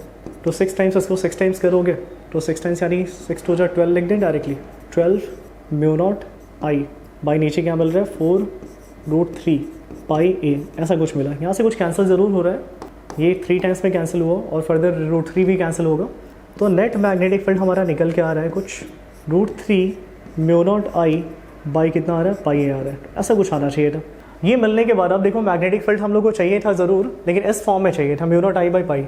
तो μ0 I/π को रहने देना ऐसे ही, μ0 I/π को रहने देना ऐसे ही। बाकी हमारा क्या बच रहा है देख पा रहे हो, √3/a, तो √3 लिख देना, और रहा बात a, तो a का मैं, अच्छा यहाँ पे एक चीज़ और दे रखा है, इसको मिस नहीं करना है। बताओ कितना टर्न से, 50 टर्न से, कितना टर्न से 50, तो उसको भी मिस नहीं कर सकते हैं। नेट मैग्नेटिक फील्ड अगर निकालना है ना, तो ये तो बस सिंगल टर्न के कारण ऐसा होगा, 50 टर्न्स के लिए 50 से इसको मल्टीप्लाई करना पड़ेगा। तो एक काम करते हैं, जो लिख लिया उसको रहने देते हैं, और एक लास्ट में फिर से एक बार लिख देते हैं। फाइनल जो होगा ना नेट मैग्नेटिक फील्ड, ये नेट मैग्नेटिक फील्ड नहीं था, फाइनल जो होगा, फाइनल नेट मैग्नेटिक फील्ड के लिए समझ पा रहे हो 50 टर्न्स है, तो 50 टाइम्स इसको बी डैश मान लेते हैं, 50 टाइम्स बी नेट होना चाहिए, राइट आंसर होना चाहिए। तो ऐसे केस में ध्यान दो थोड़ा, चलो अब यहाँ लिख देते हैं हम लोग थोड़ा, ऐसे केस में देखते हैं क्या होना चाहिए। चलो 50 टाइम्स बी नेट होना चाहिए, तो 50 टाइम्स बी नेट का मतलब लिखा जा सकता है, क्या बताना, μ0 I/π रहने देना, और 50 को अंदर लेके चले जाओ, तो 50 √3 लिख सकते हो। और रहा बात साइड लेंथ a, तो a हमारा दे रखा था, बताओ 10 सेंटीमीटर मीटर में कन्वर्ट करो, क्या लिखोगे 0.1 लिख देना। जैसे ही डेसिमल हटेगा ऊपर 500 आ जाएगा, तो ये मिल रहा है हमारा क्या कुछ 500 √3, और मिल रहा है क्या μ0 I/π, ऐसा कुछ मिला। तो इस क्वेश्चन का राइट आंसर कुछ ऐसा होना चाहिए। देखते हैं नेट मैग्नेटिक फील्ड क्या दिया था क्वेश्चन 11 का। तो चलो ठीक है, एक ऑप्शन ऐसा ज़रूर है, ऑप्शन सी हमारा ऐसा दिख रहा होगा, इसी का मल्टीपल में आंसर देना था, तो ये हमारा राइट आंसर होना चाहिए था ये। तो यानी कौन सा ऑप्शन राइट हो गया इस क्वेश्चन का, ऑप्शन सी राइट हो गया, ठीक है, ऑप्शन सी राइट हो गया। होपफुली क्लियर होना चाहिए क्वेश्चन नंबर 11 था हमारा। मूव करते हैं नेक्स्ट क्वेश्चन पे, देखते हैं क्या दिया था। तो क्वेश्चन नंबर 12 देखते हैं। 12 क्वेश्चन नंबर 12 को अगर देखा जाए थोड़ा तो मेरे ख्याल से ये आसान क्वेश्चन है। एक ड्यूटेरॉन है, एक अल्फा पार्टिकल है, दोनों का काइनेटिक एनर्जी सेम है, परपेंडिकुलर डायरेक्शन है, मैग्नेटिक फील्ड में एंटर किया तो ऐसे केस में सर्कुलर पाथ तो लेगा और सर्कुलर पाथ का रेडियस वगैरह हम लोग जानते हैं क्या होता है, रेडियस जानते हैं MB/Q। तो ऐसे केस में ड्यूटेरॉन और अल्फा के बारे में थोड़ा लिख लिया जाए। पहले बात करते हैं ड्यूटेरॉन और यहाँ पे थोड़ा लिख लेंगे अल्फा पार्टिकल के बारे में। तो चलो न्यूक्लियॉन के मास से कंपेयर करके लिखते हैं, मास ऑफ ड्यूटेरॉन न्यूक्लियॉन के मास से कंपेयर करके लिखते हैं क्या होगा। तो इतना तो तुम लोग जानते होंगे, मास ऑफ ड्यूटेरॉन लिखा जा सकता है 2 टाइम्स m और चार्ज ऑन ड्यूटेरॉन क्या लिख सकते हैं बताना, +c लिख सकते हैं। यहाँ आते हैं मास ऑफ अल्फा पार्टिकल क्या लिख सकते हैं बताना, 4 टाइम्स m न्यूक्लियॉन से कंपेयर करें तो, और चार्ज ऑन अल्फा पार्टिकल क्या लिख सकते हैं बताओ, +2e लिख सकते हैं। इतना लिखने के बाद हम लोग से इतना तो जानते हैं ऐसे कैसे सर्कुलर पाथ लेगा, उसका सर्कुलर पाथ का रेडियस क्या होता है। तो रेडियस हम लोग ये जानते हैं, रेडियस होता है क्या MV/QB होता है। क्वेश्चन में दिया सबका काइनेटिक एनर्जी सेम है, तो क्या सबका स्पीड सेम होगा? बिल्कुल नहीं, बिकॉज ऑफ काइनेटिक एनर्जी मास पे भी डिपेंड करता है। तो इसको काइनेटिक एनर्जी के टर्म में मॉडिफाई कर लेना। बताओ मास इनटू वेलोसिटी क्या होता है, मोमेंटम। और सब लोग जानते हो मोमेंटम और काइनेटिक एनर्जी के बीच का रिलेशन, ये तो सब लोग जानते होंगे, K = क्या होता है, P²/2m होता है। तो ऐसे कैसा बताओ, P की जगह क्या लिख सकते हैं, P की जगह लिख सकते हैं √2m/K लिख सकते हैं, बाई क्या लिख सकते हैं QB। इतना लिखने के बाद कंपेयर ही तो करना है, तो कंपेयर करने में जो भी कांस्टेंट है उसको हटा दो ना, क्यों लिख के कैरी करके अपना काम बढ़ाओगे। कांस्टेंट मुझे दिख रहा है क्या क्या है, 2 कांस्टेंट है, सबका काइनेटिक एनर्जी सेम, सबके लिए मैग्नेटिक फील्ड सेम, यानी जो रेडियस है ना हमारा, रेडियस हमारा डिपेंड करेगा √m/Q पे, कुछ ऐसे डिपेंड करने वाला है। तो ये हमारा रेडियस ऐसे डिपेंड करेगा। तो 1/n दोनों का रेडियस चेक किया जाए। पहले ड्यूटेरॉन का रेडियस जो होगा वो क्या लिख सकते हैं इस फॉर्मूला के अकॉर्डिंग, √2m और नीचे e लिखना चाहिए था।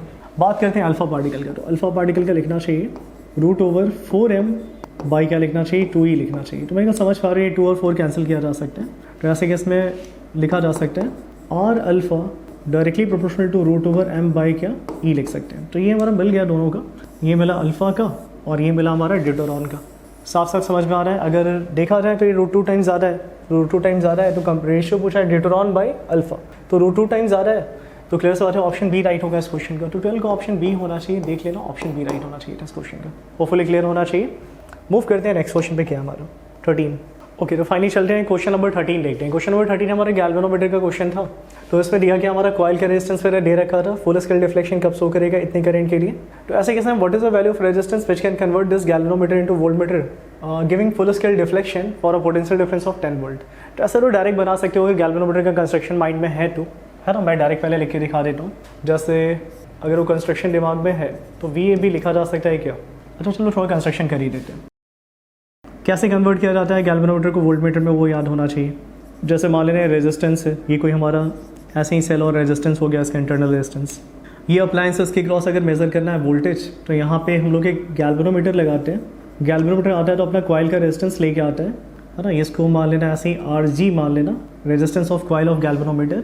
और यहाँ पे एक बदले में हाई रेजिस्टेंस लगाते हैं, है ना, ये हमारा हेल्प करता है मैनेज करने में, अपने रिक्वायरमेंट के अकॉर्डिंग अपना हम लोग वोल्टमीटर डिज़ाइन कर सकते हैं। और दूसरा पावर कंजम्पशन भी कम लेता है इसके वजह से, तो ये हेल्प करता है हमारा, ये हम ऐसा बनाते हैं। तो फाइनली अगर मैं यहाँ पे लिख दूँ पॉइंट A और यहाँ लिख दूँ पॉइंट B, और अगर ये बैटरी है तो बैटरी से कुछ I करंट बाहर आएगा, तो I करंट यहाँ पहुँचेगा, तो यहाँ मान लो IG चला गया, बाकी करंट इसमें जाता था, कितना I- IG जाता था। ऐसे कि इसमें इसके क्रॉस से पोटेंशियल डिफरेंस मेजर करेगा, और इसके क्रॉस से पोटेंशियल डिफरेंस VAB लिखा जा सकता है क्या।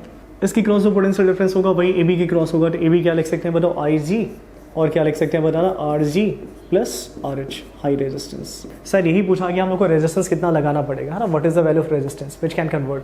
तो क्वेश्चन में दे रखा है हम लोग रीडिंग कितना चाहते हैं, इससे 10 वोल्ट का लेना, तो यहाँ 10 वोल्ट लिख देना, 10 वोल्ट का रीडिंग लेना चाहते हैं। तो 10 वोल्ट में फुल स्केल डिफ्लेक्शन शो करना चाहिए, इसके लिए करंट कितना पास करना चाहिए, 1 मिली एम्पेयर। तो यहाँ लिख दो 1 मिली एम्पेयर, तो 1 मिली एम्पेयर का मतलब क्या, 10⁻³ लिखा जा सकता है, ठीक है। और RG कॉइल का रेजिस्टेंस दिया होगा, शायद 100 दिया था, 100 लिख देते हैं, और तुम्हारा काम हो गया। हाई रेजिस्टेंस तो चाहिए था हम लोग को। तो फाइनली यहाँ से देखो, ये जैसे ही नीचे जाएगा ऊपर जाएगा, तो मेरे ख्याल से 10⁻⁴ यानी 4 0 ऐसे दिया जा सकता है। This is equal to 100 plus RH लिख सकते हैं। और यहाँ से अगर RH निकालें तो मेरे ख्याल से 10,000 में से 100 जाएगा, तो क्या बचेगा 9900 ऐसे लिख सकते हैं। तो ये इतना ओम का रेजिस्टेंस होना चाहिए, इसी को अच्छे से लिखोगे तो 9.9 किलो ओम लिखा जा सकता है, ये राइट आंसर होना चाहिए था। ठीक है, तो 9.989 किलो ओम होना चाहिए, तो ऑप्शन सी राइट होता है इसका, 13 का ऑप्शन सी राइट होता है। वो फुली क्लियर होना चाहिए, देख लेना। तो ये हो गया हमारा क्वेश्चन नंबर 13 हो गया। मूव करते हैं नेक्स्ट क्वेश्चन, देखते हैं क्या दिया है। फिर एक ऐसा क्वेश्चन दे रखा था, देख पा रहे हो, ऐसा कुछ हमारा एक स्ट्रेट रॉड है जिसका मास और लेंथ दे रखा है, सस्पेंड कर रहे हैं दो आइडेंटिकल स्प्रिंग से। Spring is stress by a distance x naught due to the weight of the wire. Speed की वजह से कितना एक्सटेंशन हो रहा है, x नॉट हो रहा है, और सर्किट का टोटल डिस्टेंस r दिया था। जब मैग्नेटिक फील्ड हम लोग एक ऑन कर रहे हैं, स्विच ऑन कर रहे हैं परपेंडिकुलर टू द पेपर, तो स्प्रिंग में फर्दर इलोंगेशन हो रहा है सेम डिस्टेंस से। तो पूछा जा रहा है मैग्नेटिक फील्ड का वैल्यू होगा कितना। तो आसान क्वेश्चन है, ज़्यादा कुछ टफ नहीं है, डायरेक्ट भी बनाया जा सकता है, लेकिन चलो मैं पूरा प्रोसेस लिख के दिखा देता हूँ। क्वेश्चन नंबर 14 देखने का। तो 14 के लिए अगर फिगर ड्रॉ करना है तो कर लो। चलो फिगर हम लोग यहाँ ड्रॉ कर लेते हैं। तो ये मेरे ख्याल से हमारे पास एक रॉड था, ये रॉड था, और यहाँ पे हम लोग देख पा रहे हैं एक बैटरी लगा हुआ है। तो यहाँ पे एक बैटरी है और यहाँ पे क्या एक रेजिस्टेंस है। ठीक है, यहाँ पे ई लिख सकते हैं, और सर्किट का टोटल डिस्टेंस आर दिया था।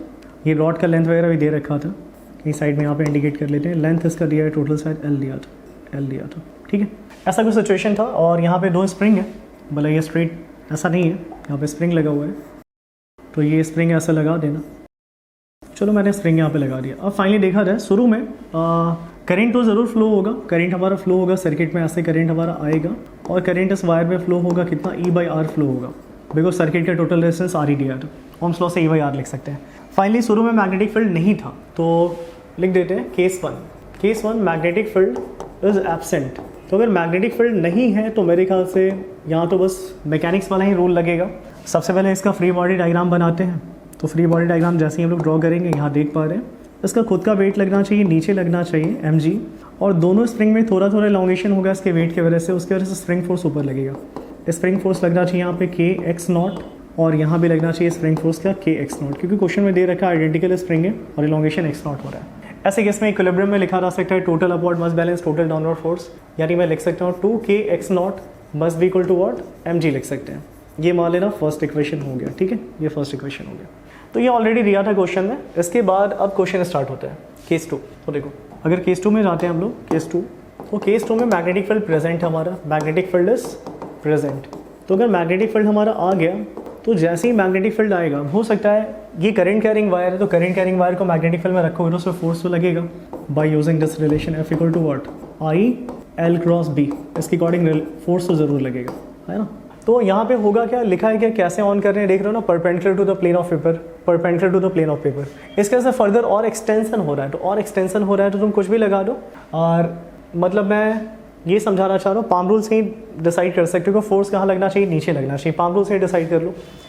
तो करंट हमारा ऐसे जा रहा है, फोर्स लगना चाहिए नीचे लगना चाहिए, फोर्स नीचे, तो फिंगर्स क्या दिखाएगा, मैग्नेटिक फील्ड का डायरेक्शन, फिंगर्स क्या दिखाएगा, मैग्नेटिक फील्ड का डायरेक्शन। तो मैग्नेटिक फील्ड हमारा कहाँ होना चाहिए बताओ, out of the plane of the paper होना चाहिए, इतना तो समझना पड़ेगा तुमको, है ना। मैग्नेटिक फील्ड हमारा क्या होना चाहिए, out of the plane of the paper होना चाहिए। इस केस दिया भी ये क्वेश्चन में कि बाहर ही काम कर रहे हैं, तो ऐसा हमारा मैग्नेटिक फील्ड होना चाहिए। जैसे देख पा रहे हो, ऐसे मैग्नेटिक फील्ड, ये करेंट, तो फोर्स कहाँ लगेगा, नीचे, पाम रूल से डिसाइड कर सकते हो। तो फोर्स नीचे लगेगा, ऐसे कैसे, तो फोर्स नीचे लगने से और ज़्यादा स्प्रिंग में इलॉन्गेशन होगा। तो एक और फोर्स यहाँ लगा देते हैं, ये होगा force due to magnetic field, और कितना लिख सकते हैं, I/L/B सिंपली लिखा जा सकता है। क्यों, बिकॉज यहाँ पे देख पा रहे हो लेंथ वेक्टर और मैग्नेटिक फील्ड में एंगल कितना बनेगा हमारा, 90 बनेगा, तो सिंपली I/L/B लिखा जा सकता है। ऐसे केस में देख रहे हो और इलॉन्गेशन हो गया, क्वेश्चन में दिया और इलॉन्गेशन कितना होगा, सेम इलॉन्गेशन हो रहा है, देख पा रहे हो सेम डिस्टेंस। तो यहाँ नेक्स्ट केस में यहाँ पे x0 लिख सकते हो, मैं इसको ब्रैकेट में डाल देता हूँ। नेक्स्ट केस में यहाँ पे x0 लिख सकते हो, मैं इसको ब्रैकेट में डाल देता हूँ, स्प्रिंग फोर्स को F' मान लेते हैं। इस केस में भी फिर total upward force that is what, क्या लिख सकते हैं, 2, दो फोर्स है, तो 2k x0 प्लस x0 लिख देना, एंड बस बैलेंस इस बार mg और प्लस क्या, I/L/B लिख देना, I/L/B ऐसा लिख सकते हैं, बिकॉज डाउनवर्ड डायरेक्शन में एक फोर्स काम कर रहा है हमारा I/L/B। स्पेस कम था यहाँ पे, इसलिए मैंने ऐसे लिख दिया है, थोड़ा देख लेना, मैं ऊपर लिख देता हूँ कहीं, यहाँ पे लिख सकते हो प्लस I/L/B लिख सकते हो। इतना करने का मेरे ख्याल से मैग्नेटिक फील्ड निकालना है, तो ऊपर से कुछ सब्स्टिट्यूट कर लेना। बताओ इसको क्या लिखा जा सकता है, लिख सकते हैं क्या, बताओ 4k x0 this is equal to mg plus I/L/B, और यहाँ से x0 का kx0 का वैल्यू ऊपर से चाहो तो सब्स्टिट्यूट कर लो, कितना बन रहा है, mg/2, तो 4mg/2 this is equal to mg plus I/L/B। यहाँ से देख पा रहे हो ये कुछ कैंसिल हुआ हमारा दो बार में, 2mg minus mg that is what, mg, यानी mg इक्वल टू आ गया I/L/B। मैग्नेटिक फील्ड चाहिए था, तो मैग्नेटिक फील्ड हमारा मिल जाएगा mg अपॉन I/L, और रहा बात हमारा आंसर मिल ही चुका है, बट फिर भी थोड़ा और अच्छे से नीचे लिख लेते हैं। तो यहाँ देखो, अगर हम लोग यहाँ पे करंट का वैल्यू पुट करते हैं ओम्स लॉ से, तो एम जी अपॉन एल लिख देना। करंट का वैल्यू क्या लिख सकते हैं बताओ ओम्स लॉ से? तो हमने यहाँ पे लिखा था ई बाई आर लिखा जा सकता है, तो लिख देना यहाँ पे क्या ई बाई आर। तो ऐसा ही केस में ये हमारा ऐसा कुछ मिलना चाहिए था, राइट ऑप्शन। देखते हैं ऐसा दिया या नहीं, उस क्वेश्चन का राइट आंसर ऐसा दिया या नहीं। तो मिल रहा है M G R upon E L, यानी ऑप्शन बी राइट होता, तो इस क्वेश्चन का ऑप्शन बी राइट होना चाहिए था। ठीक है, ऑप्शन बी राइट होता, वो फुली क्लियर होना चाहिए था। देख लेना, ये क्वेश्चन नंबर हमारा क्या था 14 था, है ना, क्वेश्चन नंबर 14 था। तो 14 का ऑप्शन बी राइट मिला है, ऑप्शन बी राइट मिला है, फुली क्लियर होना चाहिए। मूव करते हैं नेक्स्ट क्वेश्चन पे, देखते हैं क्या दिया था। ठीक है, तो थोड़ा इंटरेस्ट लो, इजी क्वेश्चन है सारा, इतना भी टफ नहीं है, थोड़ा थोड़ा तो रहता ही इतना, जेई में ऐसा ही क्वेश्चन आता है, तो देखते जाना। क्वेश्चन नंबर 15 में जाते हैं। 15 आई थिंक मुझे ईजी लग रहा है, तो फिर से I think same he concept है। हमारा current carrying wire magnetic field में रखा है, तो पूछा जा रहा है इस वायर पे कितना फोर्स लगेगा, एबीसी वायर पे कितना फोर्स लगेगा। तो बड़ा ये सब क्वेश्चन है ना, मान लो क्लियर सा बात है, इसको straight wire semi circular wire अलग लेके बनाओगे तो काफ़ी टाइम लगेगा। ऐसे केस में करना क्या चाहिए, तो इसको मान लेंगे कि ये इरेगुलर शेप का वायर है, और ऐसे केस में इफेक्टिव लेंथ का बात करेंगे, इफेक्टिव लेंथ का। तो इफेक्टिव लेंथ का बात करेंगे, और फोर्स क्या लिख सकते हैं, समझ पा रहे हो, वही जो हमारा फॉर्मूला था I L B sine theta, ऐसा लिखेंगे। और यहाँ देखो बस एल के जगह, ऐसे केस में अगर मान लो इरेगुलर शेप का वायर होता है तो एल के जगह इफेक्टिव लेंथ लिखते हैं। क्या लिखते हैं, इफेक्टिव लेंथ। तो एल इफेक्टिव मैंने यहाँ लिख दिया। और इफेक्टिव लेंथ कैसे मिलता है, दोनों एंड पॉइंट को ज्वाइन करने से, ए और सी को ज्वाइन करेंगे। अब इतना तुम लोग को नहीं समझाना पड़ेगा, बताओ ये 3 है ये 4 है, तो पाइथागोरस थ्योरम से ए सी क्या मिलना चाहिए, 5 मिलना चाहिए। फिलहाल मैं लेंथ ए सी लिख देता हूँ, दिस इज इफेक्टिव लेंथ, और मैग्नेटिक फील्ड, और यहाँ पे लिख देते हैं साइन लेंथ। लेंथ हमारा देख पा रहे हो, ए सी ऐसा होगा, मैग्नेटिक फील्ड अंदर है, इनटू द प्लेन है, इसलिए बताओ एंगल क्या बनेगा, 90 बनेगा, एल क्रॉस बी। तो ऐसे केस में हमारा आंसर मिल जाना चाहिए फोर्स। करंट कितना दिया देखो, तो करंट 2 एम्पियर फ्लो कर रहा है, तो 2 एम्पियर का करंट हो गया। इफेक्टिव लेंथ अभी जस्ट सीखे थे, 3 4 पाइथागोरस थ्योरम से 5 मिलेगा। और मैग्नेटिक फील्ड का बात किया जाए तो मैग्नेटिक फील्ड दे रखा है क्वेश्चन में, शायद 2 टेस्ला, 2 तो कितना मिल गया, 20 न्यूटन का फोर्स लगना चाहिए इस वायर पे। बड़ा आसान क्वेश्चन था। क्वेश्चन नंबर 15 का राइट आंसर क्या होगा, 20, यानी ऑप्शन बी राइट होता है, इसका ऑप्शन बी राइट होता है। ठीक है, तो देख लेना ऑप्शन बी इस क्वेश्चन का राइट होता है। मूव करते हैं नेक्स्ट क्वेश्चन पे, देखते हैं क्या दिया है। तो ये मेरे ख्याल से मैग्नेटिक डाइपोल का क्वेश्चन है। डाइपोल मोमेंट देखो, 2 आइडेंटिकल मैग्नेटिक डाइपोल है, मैग्नेटिक मोमेंट वगैरह दे रखा था, और दोनों का सेपरेशन दे रखा है 2 मीटर, और एक्सिस कैसा है, परपेंडिकुलर टू ईच अदर। तो resultant magnetic field at the point Midway between the dipoles, ऐसा कुछ पूछा जा रहा है। तो ऐसा भी क्वेश्चन अगर प्रैक्टिस की हो तो जरूर मिलना चाहिए तुम लोग को। ऐसा ही क्वेश्चन बड़ा फेमस क्वेश्चन है। सब यहाँ देखो, 2 बार मैग्नेट ही मान लो ना, मैग्नेटिक डाइपोल का मतलब 2 बार मैग्नेट मान लो, तो ऐसा 2 बार मैग्नेट मान लेते हैं। ठीक है, 2 बार मैग्नेट मान लेते हैं, कुछ भी लिख दो, कहीं नॉर्थ कहीं साउथ लिख सकते हो, कोई फर्क नहीं पड़ेगा, कुछ दिया तो है नहीं। तो ऐसे ही मान लो ये वाला हमारा नॉर्थ है, और ये वाला क्या है, साउथ है। मान लेना ये वाला क्या है, साउथ है, और ये वाला क्या है, नॉर्थ है। अब देखो लेंथ दिया है क्या, मैग्नेट का लेंथ नहीं दिया है, तो ऐसे केस में शॉर्ट मैग्नेट मान के चलना, और दोनों के बीच का डिस्टेंस दिया, यानी सेंटर टू सेंटर डिस्टेंस दिया होगा। तो ये हमारा centre to centre distance, they are very short magnets, but समझाने के लिए मैंने थोड़ा बड़ा लिखा है। ये दिया हमारा 2 मीटर डिस्टेंस दिया था, 2 मीटर दिया था। तो मिड पॉइंट इसका कहाँ होना चाहिए, मिड पॉइंट कहीं यहाँ पे हो सकते हैं, ये हमारा कहीं मिड पॉइंट हो सकता है। ठीक है, ये मिड पॉइंट को मैं ऐसे ही एम लिख देता हूँ। यही हमसे मैग्नेटिक फील्ड पूछा गया है। तो एक काम करना, थोड़े टाइम के लिए इसको मान लेना, this is the first magnet, and this is the second magnet, और 1 बाय 1 काम करेंगे। तो फर्स्ट मैग्नेट के लिए जो पॉइंट एम है पता है, सेकंड मैग्नेट मत देखो। तो फर्स्ट मैग्नेट के लिए पॉइंट एम कहाँ लाई कर रहा है, इसके एक्सल लाइन पे। वैसे ही अगर बात करोगे सेकंड मैग्नेट का तो उसको भूल जाना। सेकंड मैग्नेट के लिए पॉइंट किसका काम कर रहा है बताओ, सेकंड मैग्नेट के लिए पॉइंट काम कर रहा है एज इक्वेटोरियल पॉइंट। तो 1 बाय 1 देखते हैं। पहले फर्स्ट मैग्नेट के लिए एक्सल है, इसलिए बताओ मैग्नेटिक फील्ड का डायरेक्शन मैग्नेटिक मोमेंट के डायरेक्शन में ही होगा। ये हो गया magnetic field due to first magnet. और ये कितना लिखा जा सकता है, तो मैं यहाँ लिख देता हूँ, B1 आई थिंक लिखा जा सकता है। स्पेशल केस है, स्मॉल डाइपोल है, तो लिख देते हैं हेयर। हम लोग ये मान के चल रहे हैं कि पता ये मान के चल रहे हैं एक्स काफ़ी ज़्यादा बड़ा है देन द लेंथ हमारा गिवन नहीं है। तो ऐसे केस में देखो क्या लिख सकते हैं, फर्स्ट मैग्नेट के लिए पॉइंट लाई कर रहा है, एक्सल बिहेव कर रहा है एक्सल पॉइंट की तरह, तो लिख सकते हैं 2 μ0/4 पाई, और क्या लिख सकते हैं याद है ना, m बाई क्या एक्स क्यूब लिख सकते हैं, m बाई एक्स क्यूब लिख सकते हैं। सेकेंड मैग्नेट के लिए देखते हैं। तो सेकेंड मैग्नेट के लिए ये पॉइंट हमारा बिहेव करेगा एज अ इक्वेटोरियल पॉइंट, और अगर डाइपोल मोमेंट का डायरेक्शन नीचे है तो मैग्नेटिक फील्ड का डायरेक्शन ऐसे ऊपर होना चाहिए, और इसका अगर बात करेंगे वैल्यू का, तो ये हमारा बिहेव किया as a equatorial point. So equatorial पे इसका आधा होता है, तो आधा यानी क्या लिख सकते हो, μ0/4 पाई, और लिख सकते हो m बाई क्या एक्स क्यूब लिख सकते हो। दोनों का शायद मैग्नेटिक मोमेंट सेम ही है ना, आइडेंटिकल मैग्नेट है, देख पा रहे हो साफ साफ लिखा था आइडेंटिकल है, और मिड पॉइंट तो इसलिए मैंने m और x का वैल्यू सेम रखा है। ऐसे कैसे बताओ, नेट मैग्नेटिक फील्ड पूछेगा तो दोनों में एंगल कितना बन रहा है 90। मैग्नेटिक फील्ड एक वेक्टर क्वांटिटी है, तो रिजल्टिंग मैग्नेटिक फील्ड तो ऐसे ही मिलेगा। तो जब भी 2 वेक्टर के बीच में एंगल हमारा 90 बनता है, तो नेट मैग्नेटिक फील्ड सिंपली क्या लिखा जा सकता है, नेट मैग्नेटिक फील्ड लिख सकते हैं √/क्या यहाँ पे लिख देना b1 स्क्वायर और क्या लिख सकते हो b2 का स्क्वायर। ऐसे केस में देख रहे हो कॉमन क्या निकलेगा इसमें से, कॉमन तो बहुत कुछ निकल रहा है, लिख देना mu naught by 4 pi m by क्या एक्स क्यूब, ये पूरा कॉमन निकल गया। रूट में क्या बचेगा हमारा, यहाँ बचेगा हमारा b1 की जगह बस 2, तो यहाँ लिख देना 2 का स्क्वायर और यहाँ तो हमने पूरा ही कॉमन निकाल लिया यानी 1 का स्क्वायर। तो ये देख के समझ में आ गया क्या हो गया, रूट 5 मैं पहले लिख देता हूँ।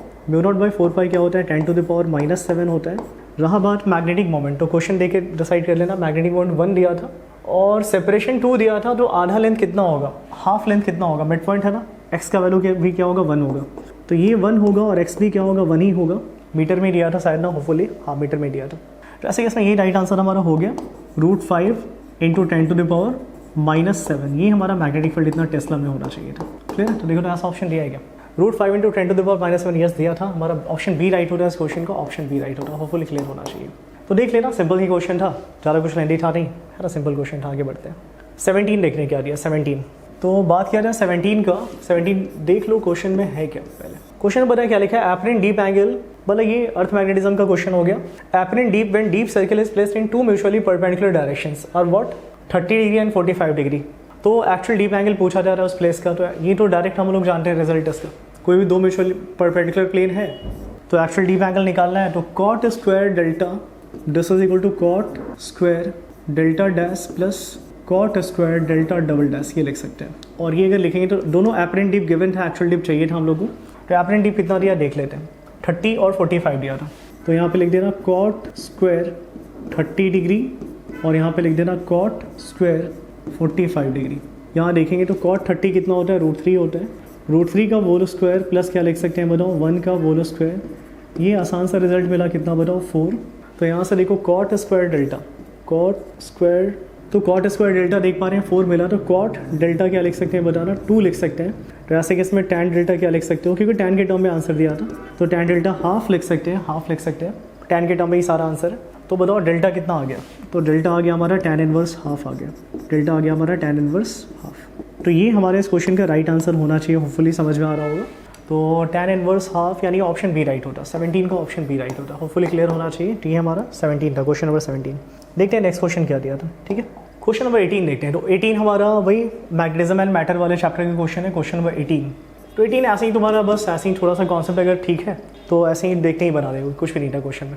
मेरे ख्याल से कोई ferromagnetic on placing of ferromagnetic material of cross sectional area दे रखा था, किसी मैग्नेटिक फील्ड में रख रहे हैं, तो फ्लक्स डेंसिटी हमारा इतना प्रोड्यूस हुआ उसमें, तो रिलेटिव परमेबिलिटी और मैग्नेटिक ससेप्टिबिलिटी का वैल्यू पूछा गया है कितना होगा। मतलब बड़ा आसान क्वेश्चन है, अगर किसी ने पढ़ा है चैप्टर, तो नहीं पढ़ा है तो टफ तो लगेगा। जैसे मान लो ये हमारा एक्सटर्नल मैग्नेटाइजिंग फील्ड होगा, है ना, तो intensity of magnetising field ampere metre में दिया है, इसलिए एच दिया था। एच कितना दिया हमारा 200 एम्पेयर पर मीटर दिया था। और अगर यहाँ कोई फेरोमैग्नेटिक सब्सटेंस हम लोग रख रहे हैं मान लेना, तो ये मैग्नेटाइज तो ज़रूर हो जाएगा। इसका एरिया वगैरह दे रखा था, क्रॉस सेक्शन एरिया कितना दिया था 1 दिया था, तो एरिया इसका दिया है 1 सेंटीमीटर स्क्वायर, जैसा कि हम लोग देख पा रहे हैं। तो ऐसे किसमें मैग्नेटाइज हो जाता है और इसका टोटल मैग्नेटिक फील्ड वगैरह दे रखा था, ये मैग्नेटाइज हो गया और इसका टोटल मैग्नेटिक फील्ड दिया हमारा, मैं यहीं कहीं लिख देता हूँ, इसका टोटल मैग्नेटिक फील्ड बी का वैल्यू कितना दिया हमारा net magnetic field 3000 micro Tesla, sorry 3000 mu naught है, माइक्रो नहीं सॉरी, और ये टेस्ला ऐसा दिया था।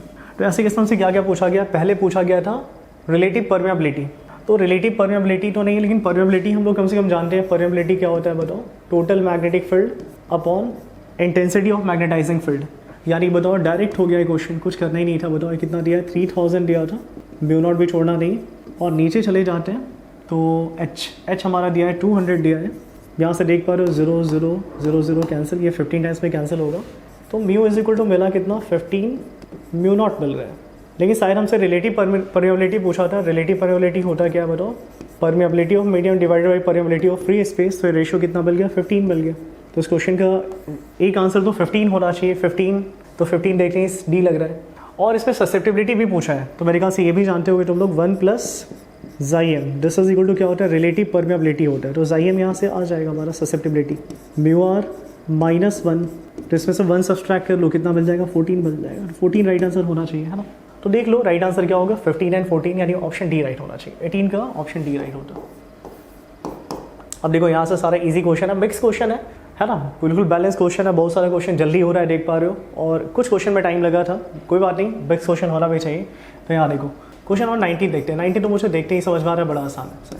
तो ये हमारा बी वर्सेस एच एक ग्राफ दे रखा था और किसी फेरोमैग्नेटिक सब्सटेंस के लिए होता है ऐसा, ये हिस्टेरेसिस लूप होता है, याद होगा तुम लोगों को। ओके, क्या क्या पूछा है? रिटेंटिविटी, कोर्सिविटी और क्या saturation respectively. Saturation magnetic field कुछ लिखा होना चाहिए था, सैचुरेशन, ठीक है। तो फाइनली ऐसा हमारे को दे रखा था, फिगर देखो आसानी है। रिटेंटिविटी, तो the amount of magnetization left in the substance after the removal of external magnetic field, उसको रिटेंटिविटी बोलते हैं। तो अगर हमने ये जैसे एच हमारा एक्सटर्नल मैग्नेटिक फील्ड, अगर इसको रिमूव हमने कर दिया तब भी देखो इतना बच गया मैग्नेटाइजिंग फील्ड, इतना मैग्नेटिक फील्ड उसमें रह गया, वो सब्सटेंस इतना परमानेंटली मैग्नेटाइज हो गया, कितना 1। तो रिटेंटिविटी यहाँ पे आ रहा है 1 आ रहा है, मेरे ख्याल समझ में आ रहा है। क्वेश्चन नंबर 19 है इसका रिटेंटिविटी, तो रिटेंटिविटी आ रहा है हमारा 1 टेस्ला आया, ठीक है। फिर आगे देखते हैं कोर्सिविटी। तो याद है अगर उसको हम लोग डीमैग्नेटाइज करना चाहते हैं तो रिवर्स डायरेक्शन में मैग्नेटिक फील्ड अप्लाई करना होता है, और जिस वैल्यू के लिए, जिस रिवर्स मैग्नेटिक फील्ड के लिए, जिस रिवर्स मैग्नेटाइजिंग फील्ड के लिए मैग्नेटिक फील्ड जीरो हो जाता है उसको कोर्सिविटी बोलते हैं। तो यार देख पा रहे हो ये कम होते होते यहाँ पे जीरो हुआ, किस रिवर्स वैल्यू के लिए हुआ? 50, यानी कोर्सिविटी हम लोग लिख सकते हैं 50 एम्पेयर पर मीटर होना चाहिए, एम्पेयर पर मीटर होना चाहिए। क्लियर है यहाँ तक? और रहा बात सैचुरेशन, तो सैचुरेशन मतलब वही सैचुरेशन मैग्नेटिक फील्ड, उससे ज़्यादा और मैग्नेटाइज नहीं कर सकते हो। तो देख लो ये यहाँ जाके सैचुरेट हो गया, बिल्कुल ऐसा सीधा ग्राफ हो जाएगा, इसलिए वापस आ गए।